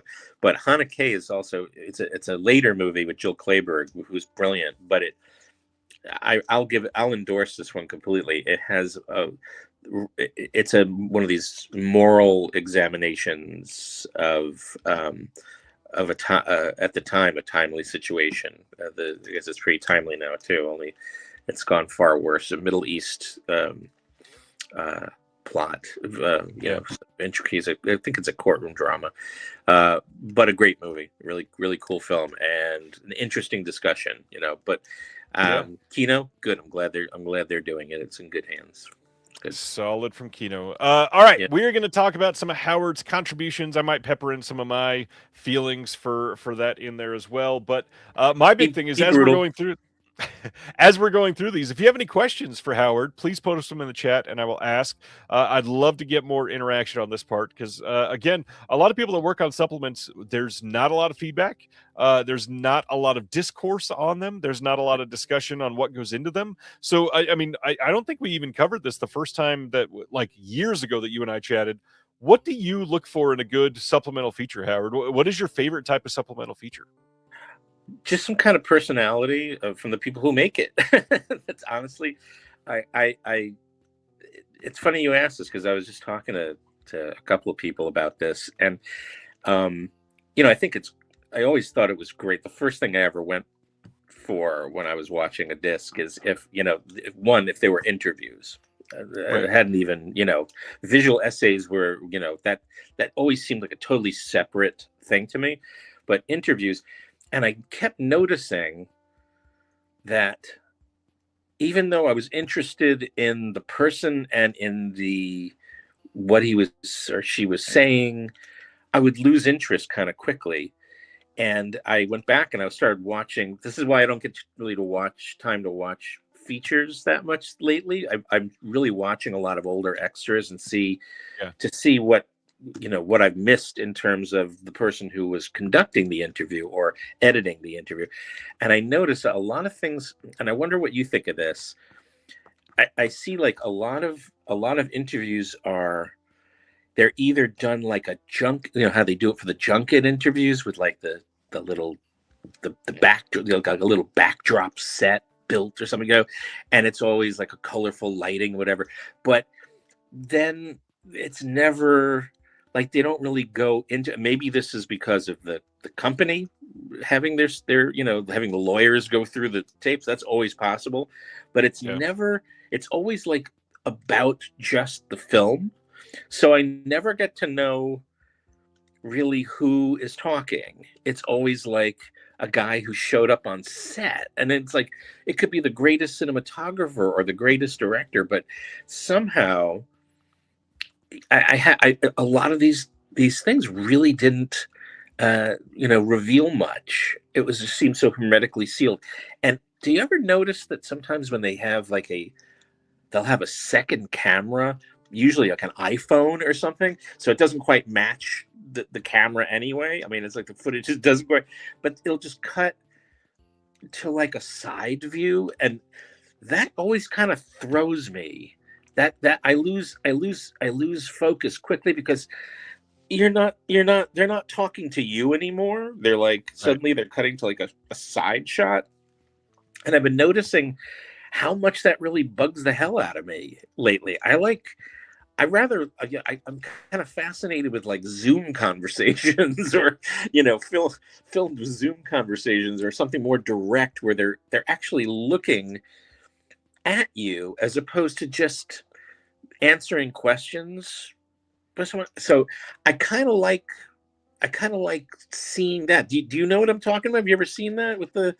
Yeah, I had to edit one of these for an upcoming release from Imprint recently that did that, and the main reason was when they set up coverage, the room that they were interviewing in was so small.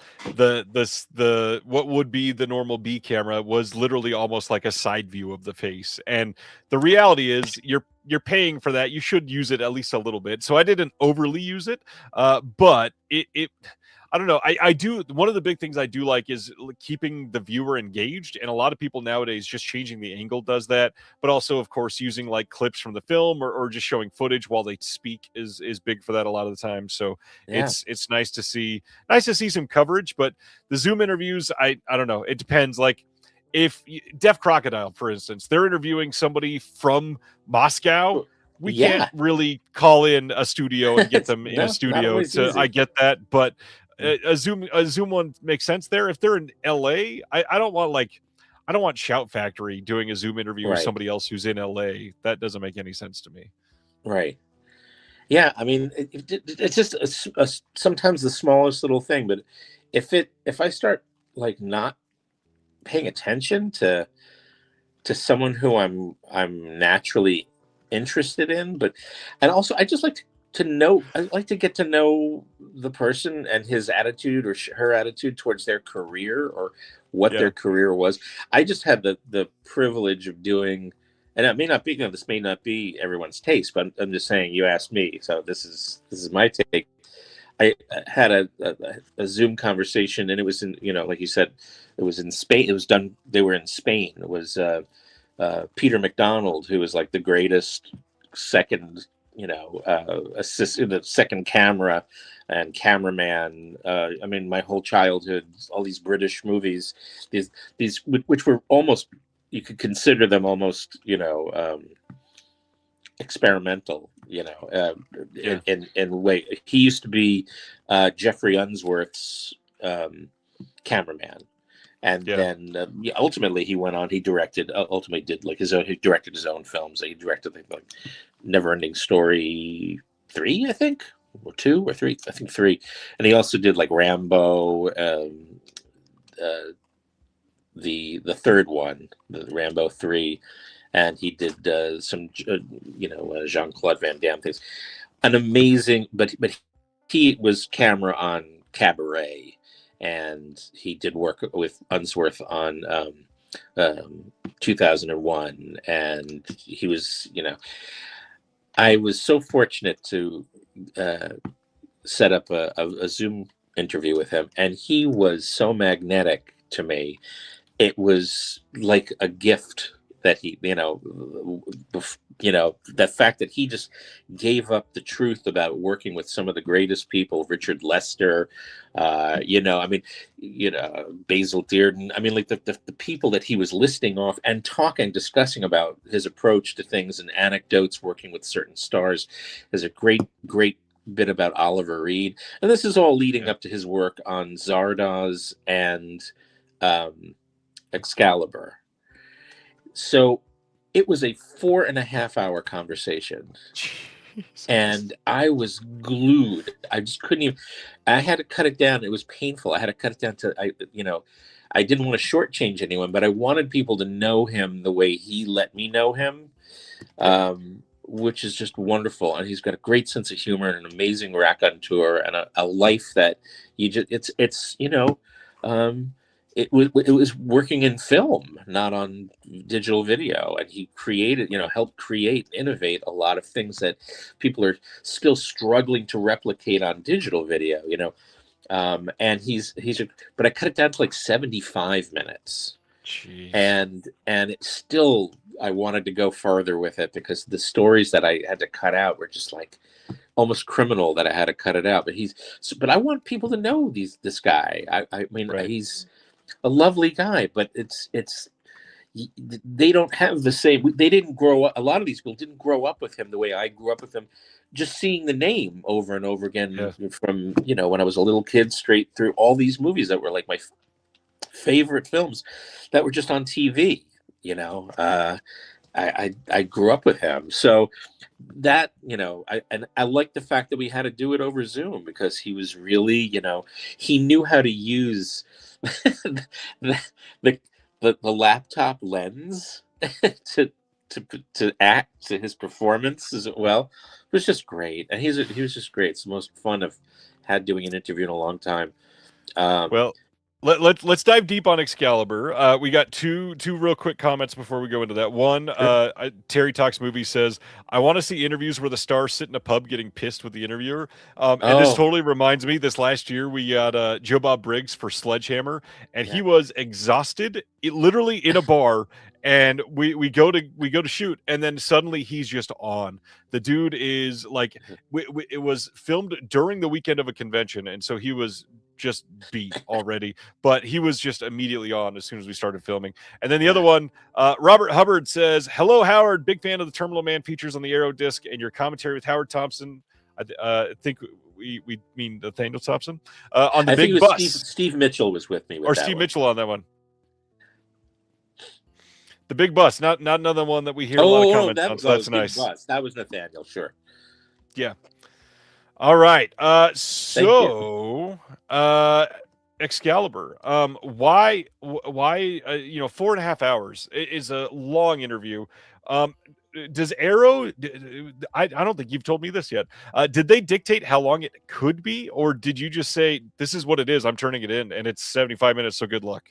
I think usually Arrow has no compunctions, unless they tell me. That I haven't been told yet. I mean, I asked. I said, look, I'm cutting this down from 4.5, and as I got into the, watching it and listening to it, making my notes, I didn't want it to bloat. It's not bloat, but it was all amazing and really. I can't tell you how funny some of the stuff was, and it's a shame, but it was. I did have to tell them. I said when I got the cut, I said I brought it down to 75. I could go more, I could go less. They said if you could go as long as you need to, as long as it's interesting. But then I realized, all right, what's going to be maybe a criticism is that I thought this was going to be only about the production of Excalibur, and it wasn't. I mean, I never promised that. I want people to know Peter McDonald. That's my concern, and why his work on Zardoz and Excalibur aren't the same thing. It's not a technician showing up on set. I wanted them to follow it like he followed it, like his career through his eyes. So to me, it's just like one person telling you an epic. And, I illustrate it. I use clips and I use B-roll and stuff, but I really. They've never given me a problem. I did another thing which, for one reason or another, didn't end up, where it wanted to be. But it was another, turned out to be like a 75-minute visual essay. I know which one. And it moved quick. Yeah. Like no one said anything, but it was great. But I'm not at liberty to say what it was or what it was for. But I would have, and I probably am going to, since it's reverted back to me, I probably would add another half hour to it, only because I personally was never told to keep it down, but there's things about length that I think, if it's pertinent, it may not be in every, viewer's capacity to remain interested in an essay, but I'm not, I can only do it from my point of view. If I have something that I think needs to be discussed that hasn't been discussed, or needs to be heard that hasn't been heard, I'm going to try and do my best to keep it pertinent. I'm not thinking about running time. I know a lot of people have, look, there's some brilliant 3-hour movies, but people have they have problems with running time even of great movies, so. I it's an interesting question. How do you deal with it? Have you ever had something, truly epic that was just like, no, can't do this? Or the only thing that I've had that was close to that is we were told one time that a disc only had just over 10 minutes of available space on it that we could make. So we went into a project knowing that it could only be 10 minutes. And that was tough considering what we had written, and then editing down to that point, it was like chock. There's no rest in that piece. Right. It was chock full from second one until end of the credits. And so it was it was rough. That's for sure. Yeah. I mean, I think even the thing that we did together for The Ugly. Was that a full half hour, or was that 20? No, it was around 18 to 20, I think. It was 18 to 20. Let's talk about that one. So The Ugly is coming from Unearthed Films. It has not been released yet. I believe that's coming next month or February. The Ugly, how'd you feel about that and putting this piece together with somebody editing for you for the first time like this? I trusted you. I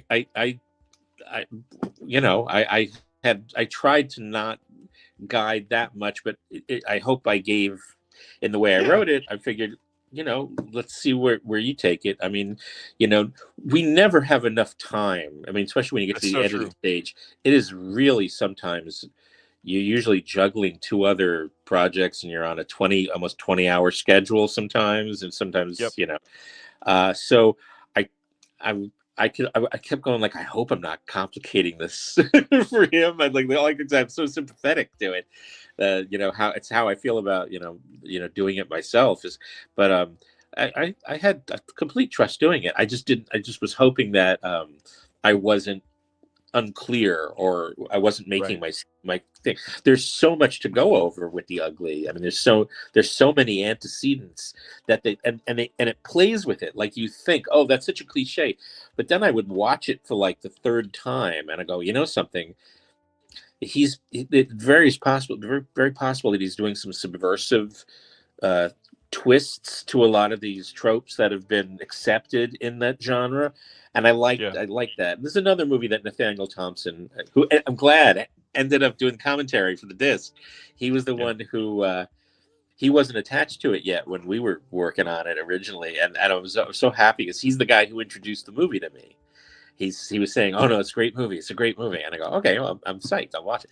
And it was an unusual film for me, but I really liked the fact that there was, I thought, some very interesting subversive thematic twists to this movie, and I thought I thought you did a great job with it. But I really I enjoyed the movie tremendously, and not a lot of people have actually heard of it. I mean, that was another one. Am I wrong? It was like a big VHS thing. I think that's people saw it when it was on like VHS and their in the video stores. It's like a mom and pop video store title. It came out late 90s, not a ton of fanfare or anything like that, but it's shockingly good for when it came out, and for not being a huge movie. It's well acted, unique idea, fun movie. It's shot pretty well. I truly like The Ugly quite a bit. And it's tricky. It's a tricky film. It's not like you think there, at least the way I took it, is that I would think there was a cliche, and that's a bad word, but a cliche or a very recycled, trope to that thing. And then just watching it, I'm like, no, he's doing something else, he's doing something new. So we tried to incorporate that, and I guess 20 minutes. I really thought it was like longer. That's good to know. Did you have to chop a lot down? I don't remember. No, not a lot. There's just not a lot of there's not a lot of fluff from the for many of these. When it's 30 minutes, it might only be like 21 minutes of essay and about 9 minutes of film footage.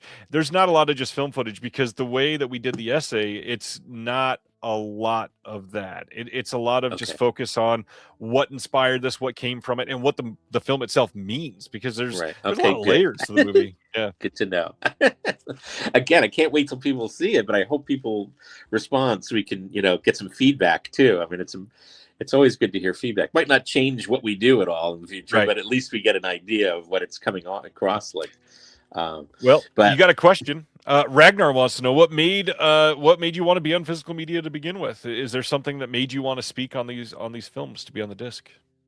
I've always just loved this whole environment of physical media, but it was Nathaniel Thompson who invited me. I'd go over to his place. We'd watch tons of stuff, and but then he was doing stuff with Image DVD way earlier, but he invited me to do. I think the first one we ever did was Trouble Man, on Kino, And then it just started snowballing. We were getting titles that was great, like Phil Carlson's Framed and things like that. And I was like, wow. So it was really, I owe it to Nathaniel. Also, Callum Waddle, when he was with Arrow, long time ago. Long time ago. Yeah, very long time ago. But he also started asking me to be a talking head. And I'm like, really? You serious?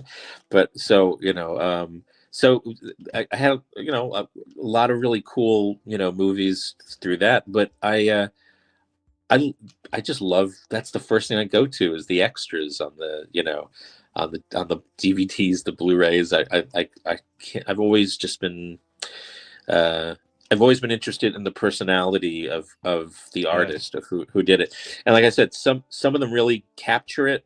And some of them, I like a lot of, I like the fat, I like the creative fat. I like to know who worked on this, not just that they showed up and this is the story on the set. It really it doesn't really, I've worked on movies. It doesn't really, it's not that interesting to me. What's interesting is not the backstage, yap, but they created something, it's How like did we get here? They had to have a hive mind. They had to have a collective amoebic, mind for a while, and that fascinates me so much. And what I'm happy about is, like, it looks like in the last 2 or 3 years, in particular, forget about the last 10, but in the last 2 or 3, with all these boutique labels finding a voice and trying, at least giving it themselves a chance to try something, to show something that hasn't been explored yet.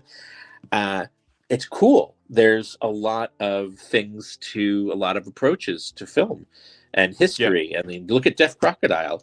I'm learning a hell of a lot of history that I never would have known. It's Speaking of finding their voice, I've always wanted to ask you this, because you have a very specific style when you, especially visual essays, when you're not just interviewing but doing a full out essay. you know what you're setting out to say. You know that you've got a central thesis that you're always coming back to. Do you approach these differently for different companies? Is there a different feeling when you're doing one for Arrow as opposed to Filmmasters? Because Arrow is a very mainstream audience type of company, and Filmmasters might be a little more, I don't want to say like pinky in the air condescending, but more like these people might pay a little more attention to the craft of like B movies type of feeling.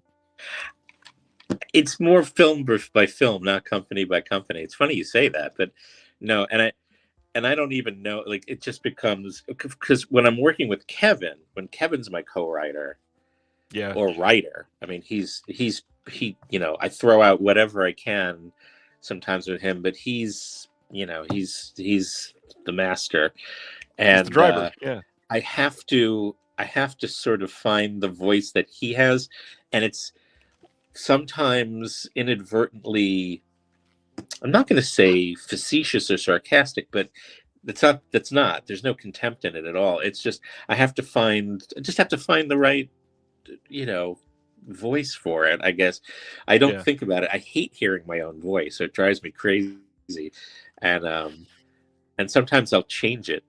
I'll pitch shift it. So I sound a little bit, I don't know. It's like what Keanu Reeves tries to do with his voice when he's making movies. He's talking like this. Like, I try to do the same thing. I'll like pitch shift it, so I'm a little bit slower. I talk fast, or I go. So I don't know. That's why I like to edit my own things, clean it up my own way. Interesting. I had no idea. No, I don't know. And I didn't think that Arrow was terribly mainstream, but I guess they balance it. I mean, they went corporate, so they're balancing. I think they're doing a really good job, even with the films that, I don't know. See, I don't know what people expect from companies. Well, and that's the thing. Their choices aren't necessarily mainstream down the aisle films, because like right now, Save the Green Planet, you could argue, is not mainstream, but they're even doing things like the samurai trilogies from the 60s. Nobody else is putting out stuff like that except for maybe Radiance. But the big thing is Arrow purchasers are the mainstream. Like, other than Criterion, Vinegar Syndrome and Arrow are the ones that many people could name. And people like Filmmasters, most people in their right mind, even in this hobby, would not name Filmmasters if you asked them to list 25 boutiques. That's just not a title that would come up. Right. Eventually, maybe. We'll see. I mean, I enjoyed what I did with them. They were very Same, yeah. open to whatever we were doing. We did the Burt Gordon Tormented, and Yeah. we did the Terror, which was a long piece too. That's right. Yeah. That was the Terror. Imprint has a totally different vibe to it. I think they like as much thematic as they do technical, especially in the visual essays. They've been very, very embracing to me and people like Daniel Kramer, who we really want to get. If we see an idea that has been under discussed, we'll go for it. We'll try and do it, to the best we can, as articulate as we can, do it. But it's interesting. I never thought about that label by label, like what is sort of a tone for the label. Yeah, no, it's usually just film by film. Like I said, we could do something like last Long Kiss Goodnight, and it would be a little bit, in the flavor of the film. A little, I had done one for Tough Guys Don't Dance, and it didn't. It was rejected by MGM because of the tone. And I'm like, what, the tone of what? Norman Mailer's tone? And we were only doing it up to Norman Mailer. We were trying to figure, and I think there's a lot of revelations there that still have not been discussed about him either as a director or an author.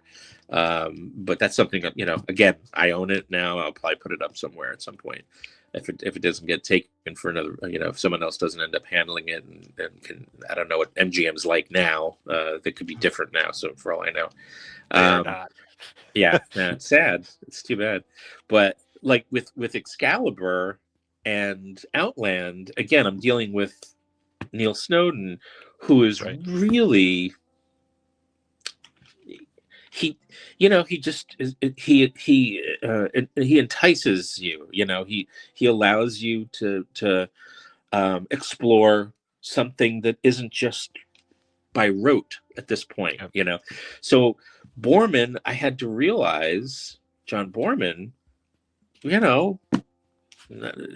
lot of people don't know who he is. Like a lot of people, it's so shocking to me because I for a while, maybe up, now I can't believe it's over 20 years ago now, but like even in the 90s, which I think is still yesterday, John Borman was still a viable, he had a history like Deliverance, and Zardoz wasn't so ridiculed as it is now. I mean, Zardoz people think is a bad movie, and they talk about I understand gripes with Exorcist 2, but I used to say it's a terrible Exorcist sequel, but it's a great John Borman movie. That's why I think it's great that they're so indulgent and they want people to have a voice. Like David Kittredge, I can't wait to see his documentary on Exorcist 2, because there's a perspective, and within his own perspective, he's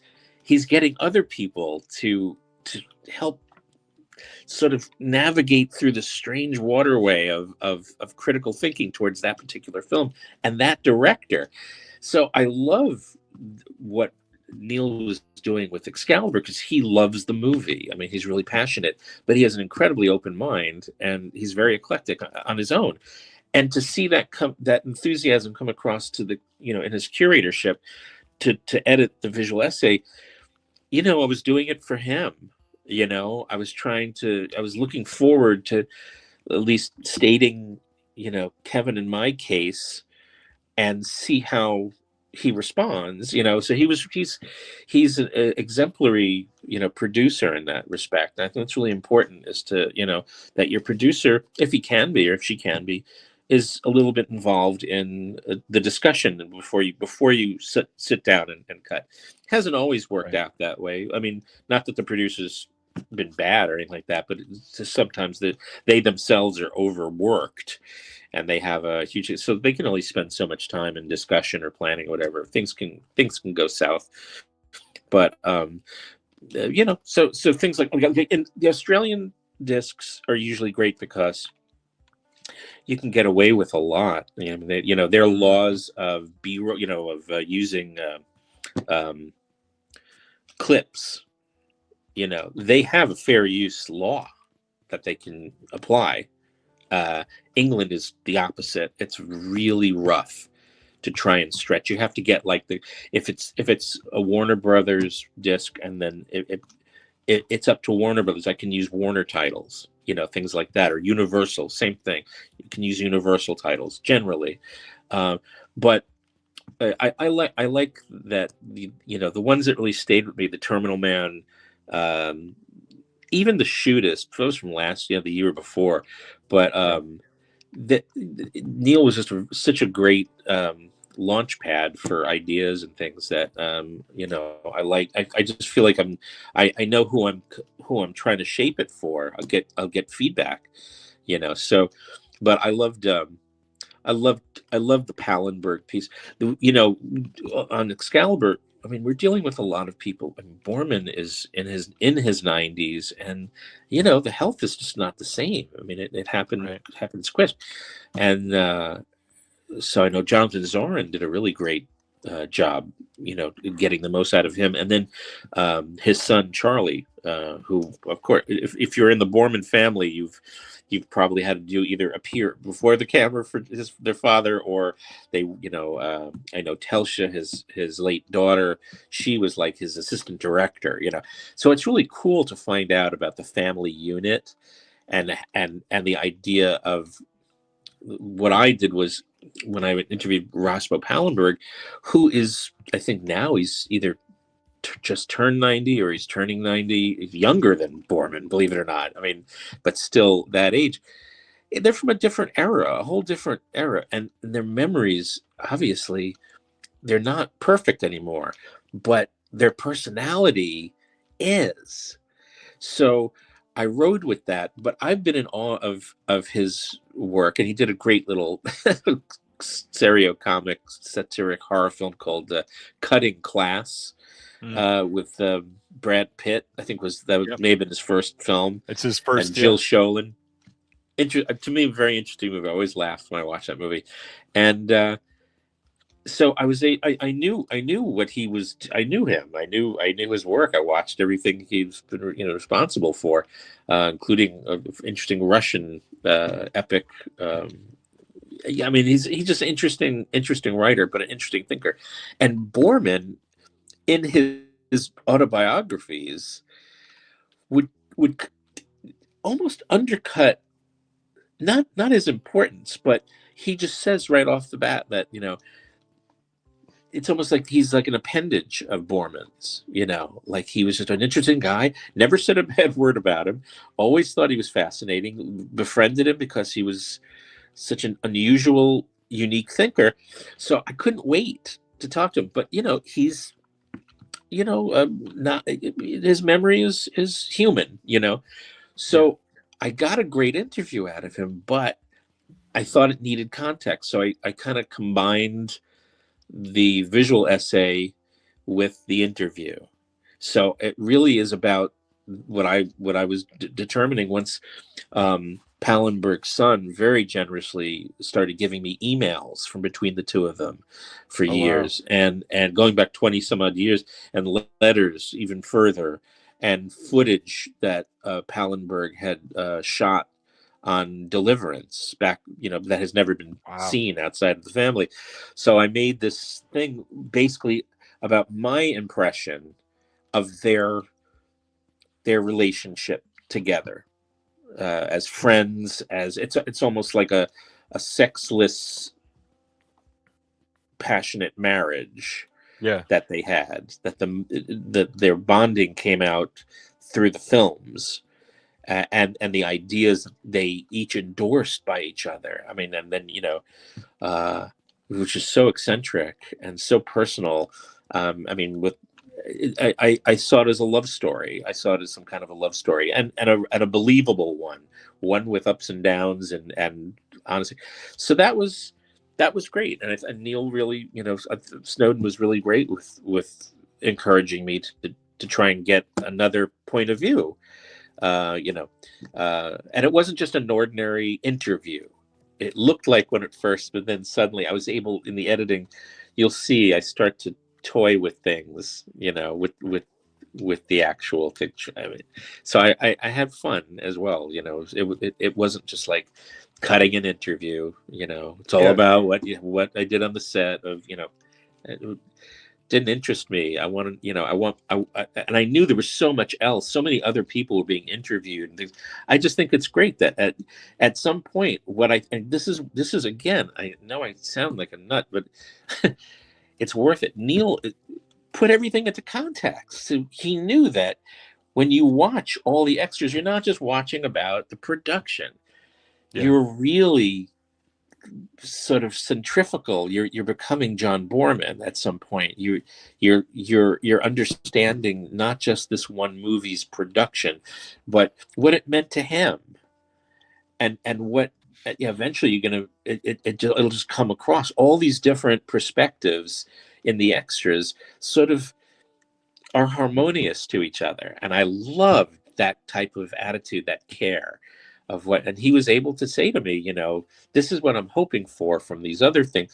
And then it was great. And he did that also with Inglourious Bastards, and he also did that with The Cell. He helped me get a great focus, but I did a very long, very technically detailed interview on The Cell with Paul Laufer, who was the cinematographer.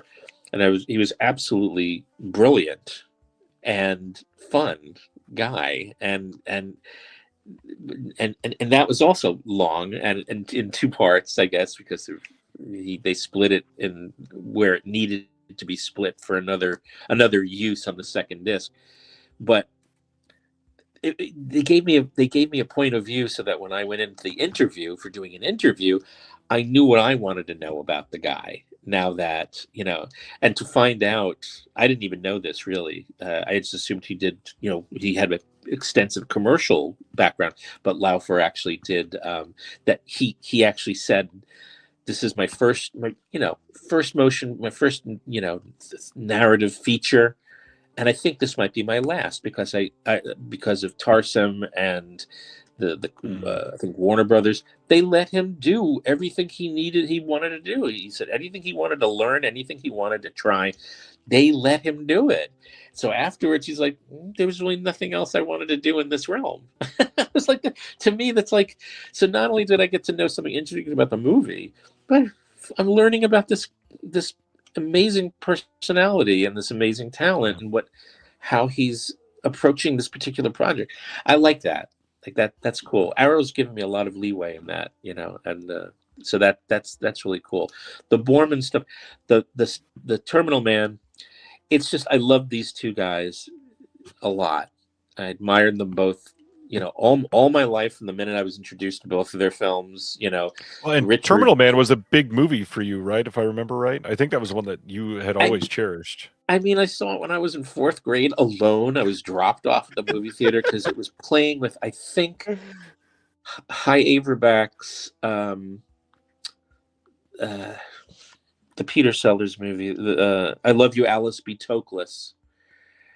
I was 10, I think, or 9 or 10. And I just was dropped. It was Alice B. Toklas and Juggernaut was the triple feature that was playing this little mini cine. It was called tiny little theater, about 70-seat theater. So when I saw that, that was the wasn't the first Mike Hodges, but it was the first I knew the name. I knew the name. I had seen Get Carter and I had seen Pulp in the theater, but I didn't connect it.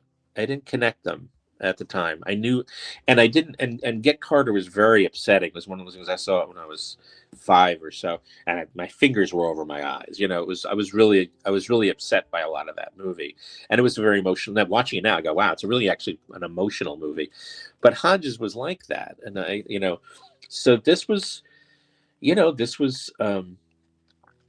a great assignment. I was very touched that Neil asked me to do it because he knew. Because my Facebook posts, occasionally I would go on and tell about these guys, but Richard Klein and Mike Hodges, for two totally different types of guys, and just knowing them the way I did,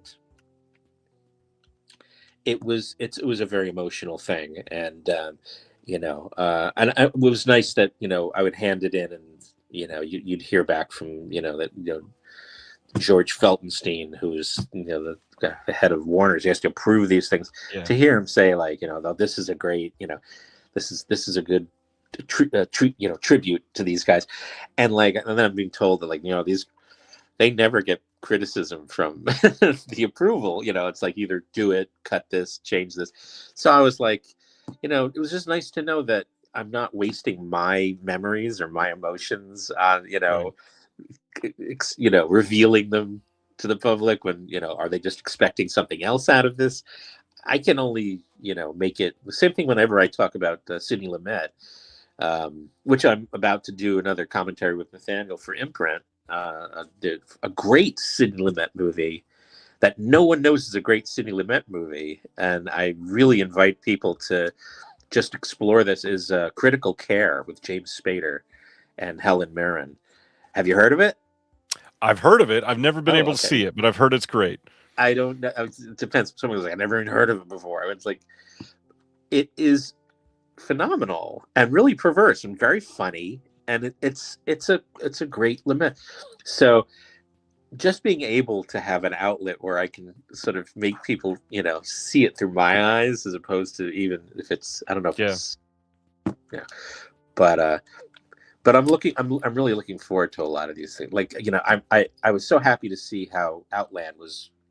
I was about to mention, because it got brought up earlier, but we haven't really dove deep into it. You did 2 things for that disc, right? No, I did 4 pieces for it. Oh shit! Okay. There's only just one really good visual essay that I didn't do on it. It was all about its high noonism. Its connection with High Noon. And I didn't do the commentaries, obviously. There's two different sets of commentaries. One is, I think, a archival with Hyams, and then there's another. And forgive me, I forgot who did it. I haven't gotten a chance to watch it. It is Chris Alexander. Oh, Chris Alexander. Okay, yeah. I haven't gotten to listen to it. I heard it was a fun track, but I haven't listened to it yet. Excuse me. But no, I did the interview with Stephen Goldblatt, the cinematographer. Again, he was in Mexico, and we zoomed it.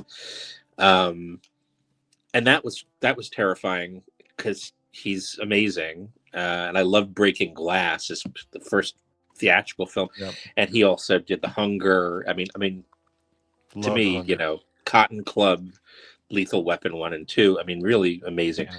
But he's another very soft-spoken, funny human guy, and I love that he had a human perspective of all his work that he was happy to share and be very frank and open about, because it's an interesting story about Outland between him and Hyams. The relationship was not perfect, I'll say. So it's an interesting thing, but I was screwed by Zoom. I had gone through this long trying to figure. I got a better computer to do the interview through. I did all this stuff, and I had to sign up with the Zoom on this new computer, and I had to get a business thing, all the subscription a bit to get the high def. And I'm sitting there, I do it, and the interview was lovely, just great. And I check afterwards, and all the settings were at the lowest settings. Oh no! Imaginable. I'm like, what is this? So I ended up talking to someone at Zoom, and they're like, "Oh," I said, "You guys made me upgrade once I had all the settings and everything. You made me upgrade. Suddenly, I couldn't use they erased it all." And they go, "Oh yeah, well yeah." I said, "But when you upgrade, it usually upgrades around your existing settings." Yeah. And they're like, we haven't gotten that this time. And I'm like, so I had to, if you watch the piece with Stephen Goldblatt, I was sweating because it didn't look good. I mean, it was Zoom anyway. It doesn't look all that great. So I finally thought of a way to sort of trick the audience into thinking that it was appropriate and nothing was wrong. So I don't want to ruin it, but I thought it was pretty funny. The solution that I had, I was sweating my balls off. I was like, I hope this is going to work. And I've read all these these reviews. Not once It's a did they unique call it take. out. So I was happy. Same thing happened with Peter McDonald on Excalibur. I had to come up with a sort of a psychological thing. So we'll see. We'll see if that passes the test. I'm eager to see that one. I will admit I did get that one ordered the day it was announced, knowing how important it was to you and knowing the amount of work that went into it, and not to mention I've still never seen it. I've heard that it's really good, and Wait, need to which see one? it. I've never seen Excalibur. Oh, I'm jealous. I'm jealous. Never. Wow. I'm behind on that one. Yeah. No. I'm jealous. I'm if anything, I'm really excited for you. This is what it's for. This is what this is for. Wait, you're supposed to be born seeing all these things? That's happenstance. I mean, you were. That's happenstance. That's just. I'm not in control of that. I was an infant. I wish I was seeing a triple feature in a 70-seat cinema when I was 10 years old. That's for sure. But isn't that what we're doing this? We're all living vicariously through everyone we meet, right? That's the whole fun. That's true. But no, you're in control of this. You're gonna have a great time. I mean, I'd love to see. You definitely want to hear what you have to say about it. It's an amazing movie. But what it had to do with Borman touched me so much more, than just. It being it was definitely not a product, And what's cool is they're including the radically different edit of the movie for TV, which I've never seen, and I am super psyched that Arrow went the distance with this. And also they also have a fantastic. I mean, I think everybody doing extras on this, Jonathan Zarin and me and whoever, we all had to use bits of this. But it was Neil Jordan, the documentary. Yeah, and that was because Borman gave him a chance. Thought he was an interesting guy, just like Pallenberg gave him a chance, and I want to work with him. And he produced one of his movies, I think, early on, an early film by him. But Jordan's another fascinating guy, and you could just tell that he was as swept up in Borman's mania as I was, way before, even before Excalibur, Yeah. I mean, I remember seeing Zardoz. My dad, my poor dad, dragged him to see Zardoz, but he loved Sean Connery, so fine with him. But we went opening night, and it was like, I didn't know that there were people who were going to think, something was like bad, or, I mean, campy. Well, that's sort of a style. That's a sense of humor. It's not. I wouldn't say it was out and out trying to be campy. I think camp was a certain aspect of Borman's humor, just in general. But it wasn't. I didn't think it sacrificed the film. It's a pretty dense film with some very funny bits and funny ideas in it. It's just a satire. But right. When you learn about Borman, you learn about his Arthurian obsession, and you start watching his movies from the very beginning. And he even goes into it to Neil Jordan. I was like, oh, wow, this is even back then, because he had to exploit it then, because, it was making of Excalibur. He had the guy on the set. Right. But he really went into it. And I love when a filmmaker is sort of so confessional about his private passion, his private focus, his reason, little tiny, dark, little, closeted reasons for being, and this Arthurian thing. And it really helped me understand his relationship with Pallenberg, because had I not known that he wanted to be Arthur, he also knew that Arthur needed a Merlin, and Pallenberg, just his character just fit. They both fit the role. It was crazy. And so he wanted to, it wasn't just, I like Arthur and I'm working it into my stories.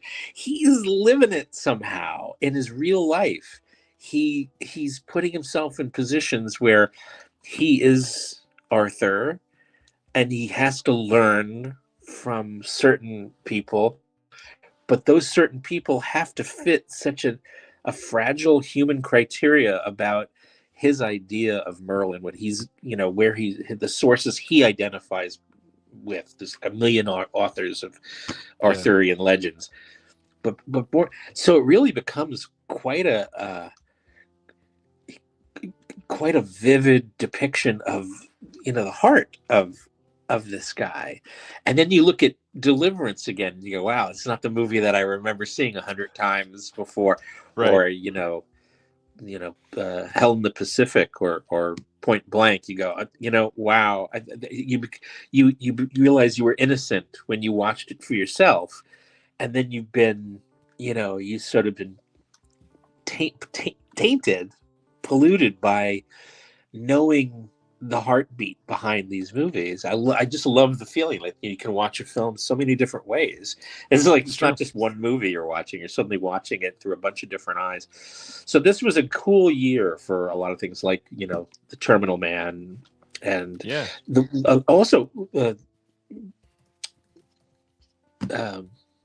Francesco Simeone at Radiance, and Paul Martinovic at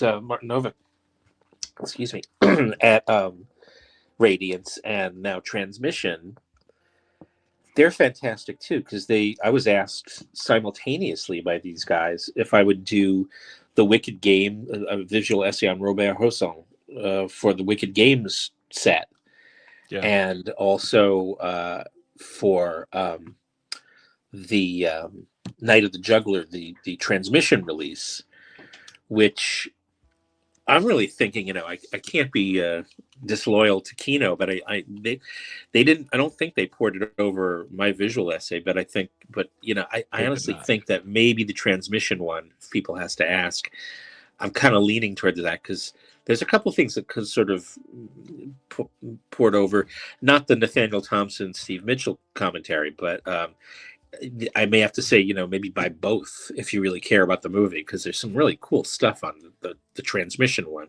As a pretty hefty set. But I loved doing both of those visual essays. Those I did alone. Again, for the Osson, I really thought I found out, my God, I was shaking when I found out that Tim Lucas was doing the commentaries for all three of those movies.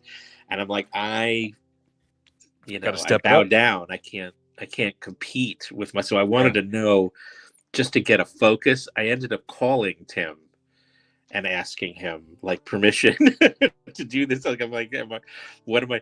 So he was pretty good with me on that one. He told me, more than I hate asking people, what did you do? What did you cover? It's such a classless thing to do, but I just didn't want to repeat. I didn't want to step on his toes, because they're pretty mighty toes, and I was looking forward to, when I found out he was known, I was like, gosh, do I even have anything new to say that would be interesting? But he was great. We talked for a long time, and I went, and I was just able to suddenly do it, so, but I love doing both of those pieces. I think Radiance and Transmission, they're going to be, Radiance is already side swiping people, taking over the world. Yeah, seriously. And I think Francesco, he worked for Arrow for 10 years. Yeah. But yet he's found a totally new voice separate from that, without hurting anything that Arrow does. It's really cool. The funny thing, though, a lot of what Fran is doing now, Arrow used to do, and you could literally tell what was Fran coded that entire time. The moment he stepped away, and the moment the Hut Group thing happened, it is all a completely different world. And he stepped in and immediately was not just successful, but in an enthralling way, in a way that everybody just stared at. Yeah. Beautifully put. Yeah, absolutely. I totally concur. It's remarkable. Isn't it great though that now here we can talk about not even the producers of the disc, the creators. now we're talking about the people who created the label. The curation is a big deal. Yeah. Oh man, it's it's just wild. It's really wild, and it's so liberating to me, because this is the world I've been inducted into. Well, So after we're not live, we got to talk about something else about that too. That'll be fun before you hang up Okay. tonight. You got it. It's other than I think you've named a lot of the more recent ones. Other than that, how about some Kino Lorber stuff you've done this year? Oh my gosh, that's where I go. Like, you'd have to Name tell one me. of 83 commentaries that you did. Well, I mean, they're all really cool. I just have to be careful not to announce something that hasn't been. Well, obviously, Everybody Rampage, cover your ears. Rampage. Was Yes, something Rampage. Nathaniel and I, Friedkin's Rampage, we wanted to do. And the thing was funny is that afterwards, I think you've even commented on this phenomenon, is that you could be offered the greatest set on earth with the greatest print, the greatest transfer, and someone's going to be unhappy about like something. Yep. And afterwards, not that I blame them, but it's like someone had noticed that there was like literally maybe a 35-second scene or two 30-second, not even scenes from the original.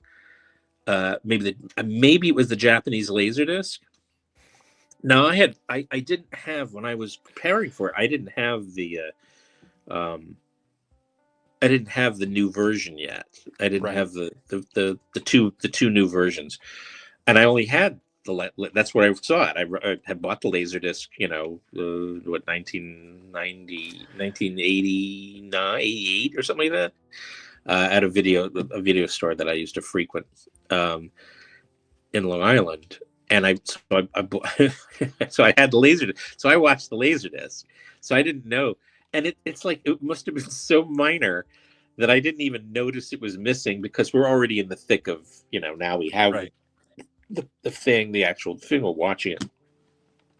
And this is going to happen. That's what Video Watchdog was there for. I mean, like, there's if Tim was still doing Video Watchdog, my God, it would be it would be, 100 different versions of every fucking movie, now. So that, we did this, which I always thought the original was an astonishing Friedkin movie. And then when Miramax, basically after De Laurentiis ghosted Friedkin, it, right, and the contract was such where Friedkin owed the money to the people who didn't get, when the thing was not distributed. De Laurentiis just ghosted him and left him, so he had to do something. So Miramax, I guess, they screened it to test audiences who were already, Silence of the Lambs out. That was out. That wasn't out. There was nothing when it was made. It wasn't made yet. But I'm sure there was the only reason why Miramax agreed to do it. And when they did the new version, it's such a dramatically different edit. And I remember hearing, before I saw the new version, I remember hearing Friedkin going on about, and it sounded so contrived, like, oh, I have this political stance and I think I changed as a human being and blah, blah, blah. And then I find out, no, he needed that sale really bad. Yeah. So I think he's just, he just, I don't know if pretend is the right word, but he concocted this scenario, this pitch to audiences. Why, that it has a different. It really almost doesn't. What it does have is it's not subtle, and it becomes almost propagandistic. And they made him change every mysterious lyrical. Which is what his whole structure is in any movie. You spend 45 minutes figuring out where you are, who you're with, what their point is, who these people are, and what's the drama and where we're going with it. Yeah. I mean, watch The Brinks Job, watch any movie, French Connection. You're not told. You're thrown in the middle of everything, and you sort it out eventually. Like they have the characters. Even Jade. Yeah. Even Jade. The movie starts and you're looking at little jewelry boxes of pubic hair. Look, right. I mean, look. The longer version of Jade is fantastic. I mean, it just is it does not resemble, in those tiny minute changes, it doesn't resemble the original that was in the theater. And this is sort of the same story with with Rampage. So I was really pleased with how that came out. I just didn't know that I didn't notice there was another minutia. You know, I'm glad I own the Laserdisc. I guess if there is something that small, I haven't even gone back to see what those differences are yet. But I was pretty proud of that. I thought that was a great movie, and I was really happy that people were finally getting to see it. You know, it's certainly not censored in any way, or that there was anything. Right. You know. And we just did another movie as well. I don't like announcing that it's coming out, but another movie where there was like we did the theatrical release version of a movie coming up that they're going to release, and there's a European version which supposedly has more violence in it. It really doesn't. It's like it does, but it's like, no, there's nothing. A couple flashes or there's something. There's nothing maybe there that you would never even notice it if you saw both versions back to back. So that's the only reason why I'm like, yeah. And I'm not like that normally. I'm like, no, it's censored. Really, no, it's not at all. It was just a couple of shots here and there of almost nothing like to be whacked out about. So Nathaniel and I were both like, this is trivial, and I'm not being flippant about it, because again, there are cases where I would be like the Devils, where there's 5 different actual censorship, and there are 5 different movies with 5 different themes. Now they've cut everything to a different film. But Rampage was really good. I really liked doing that. Again, like Rachel pointed out, we love doing the Belmondos and the Belmondo stuff. Yeah, but not even for the stars, not even for the directors, or all these wonderful directors that were spit on by the new wave directors in France. As being old fogies, and which they weren't. I mean, or having built up the language mainly around Hollywood directors and not a unique cultural voice, a stylistic voice from France, which was a concern, I guess, of that era, late '60s, mid '60s, and so I love going in and introducing people to directors like Jules Grangier or Jean Delanois or Jean Herman, or all these really, really terrific directors. Right. A lot of stuff that wouldn't come out from anybody besides Kino, that's for sure.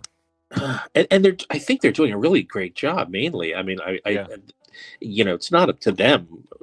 The elements are not always up to them, right? But I do know that, and I have a lot of respect for Frank Tarzi, who curates that company impeccably. I mean, there was a couple of times where there was something that we noticed about a print or something, and I know for a fact several times we would have reported to him, and when he couldn't find a satisfactory, once he found out of the issue, if there wasn't a satisfactory conclusion, rather than cynically treat it like a product and just throw it out there, he refused to do it until better elements were found or something, So right. I really, give huge hats off to Frank for again, like you're saying, you're saying it's not just because they've gotten the catalog.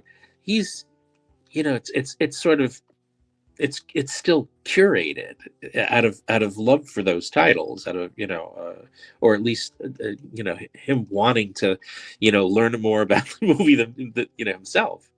So Kino's done some great stuff this year. I mean, I'm trying to think of others. My God. Yeah, I can't even. Oh my goodness, the Sugar Hill we did. These are some that just kind of got passed by critics and stuff. We did Sugar Hill, Nathaniel and Steve Mitchell and I. We did Orca, which I love. And I knew I had encounters with Richard Harris about it when I was trying to get him to do something, do a voiceover for me He was a great guy, and he told me a lot. I mean, he really spilled his guts out over it too, which is kind of cool. Made me go back and read the novel to see there was a lot of changes in it. But like Orca, I thought was a really good track, and also the Godsend. I don't know if you saw that. The British horror film. I thought that was a wonderful little movie, really unnecessarily nuanced. And, you know, it was like, wow, this is very, you know, literary almost in a way. And it was really smart and a good, ultimately a cool horror film that separated itself from why it was, you know, because of The Omen. You know, it was like, you know, it's different. It's a totally different thing. It wasn't a cynical ripoff. It was handled by some interesting people. So it was good. You know, it was definitely a good lush year. But there's so many titles that I'm forgetting. But that's okay. You gave hats off to Frank Tarzi. We got to give hats off to you. You and Nathaniel and Eugenio and Troy Howarth and Steve Mitchell and all these people are they're not even unstoppable. Like, it is crazy when I do the show every single week that there's sometimes I say Nathaniel Thompson's name 5 times in 1 week, undoubtedly. Yeah. Literally. Crazy. Yeah, and Eugenio, same thing. Well, and he's doing not only that, he's acquiring films for some of these companies. He's doing so many of the interviews. He's editing things. Sure. He's crazy. Yeah. He literally must have a discipline where every day he has to go to 5 homes to shoot. You know, to archive every working talent in Italy. You know, and then now, you're right. Now he's moving into other countries too. God bless him. He's cool. Really, really cool. And it's good. I did a couple of things with him. Again, they haven't been announced, so I can't say. And we're about to do another. Nathaniel and Eugenio and I were about to do another commentary. Nice. In another week, in like a week or something like that. Yeah. After the New Year's. Yeah. Can't wait to hear him. I mean, it's really great. I learned so much from these guys, you know, and I'm just very happy that they want me along occasionally, you know. So, but yeah. And well, I was glad to have you this year too, buddy. I mean, like, you know, you don't see it as yourself because, you know, when you're in the thick of it, it's just war until you're, you know, you're back from the war, you know. But you know, I mean, you're definitely, you know, a major, you know. You're a valve in our, you know, in the heart that beats our careers. So, you know, much appreciation for sure. Doing what I can. Again, like I was saying, it was an honor to be able to do one with you this year. I can't wait to do another one. I think The Ugly turned out great, and you just let me know. I think it was an interesting one for us to do for a first title together. But I'm ready for a second one. Yeah, you let me know. Well, you know where I am. You got it. I haven't left this desk now in 2 years, so that's a good feeling. I'm all right. We'll get the chain off someday. Thanks for the time tonight. Hope Christmas was great for you. Thanks for spending it with me. Yep, of course. Anytime, Ryan. You know. Everybody, thanks for hanging out. I'm glad. Thank you, everybody who wrote questions and stuff. This is really great. I'm very humbled. Thank you so much. Well, everybody that's got more questions, same in the chat. I'll try to port them over to Howard somewhere, and maybe we can respond to some of those. Again, thank you all for hanging out. It's Christmas, and we got a bunch of people watching tonight. That's got to be amazing. Right. Next week, it's already the first of the year, which means it's time for brand new Vinegar Syndrome announcements. We've got a lot to cover next Thursday. That is the start of Subscriber Week. Lots to cover then, of course. Until then, stay safe. I know there's flooding and lots of sickness going on out there for everybody, so stay out of it. And until then, we'll see you next Thursday. Yeah, happy holidays, people. Thank you.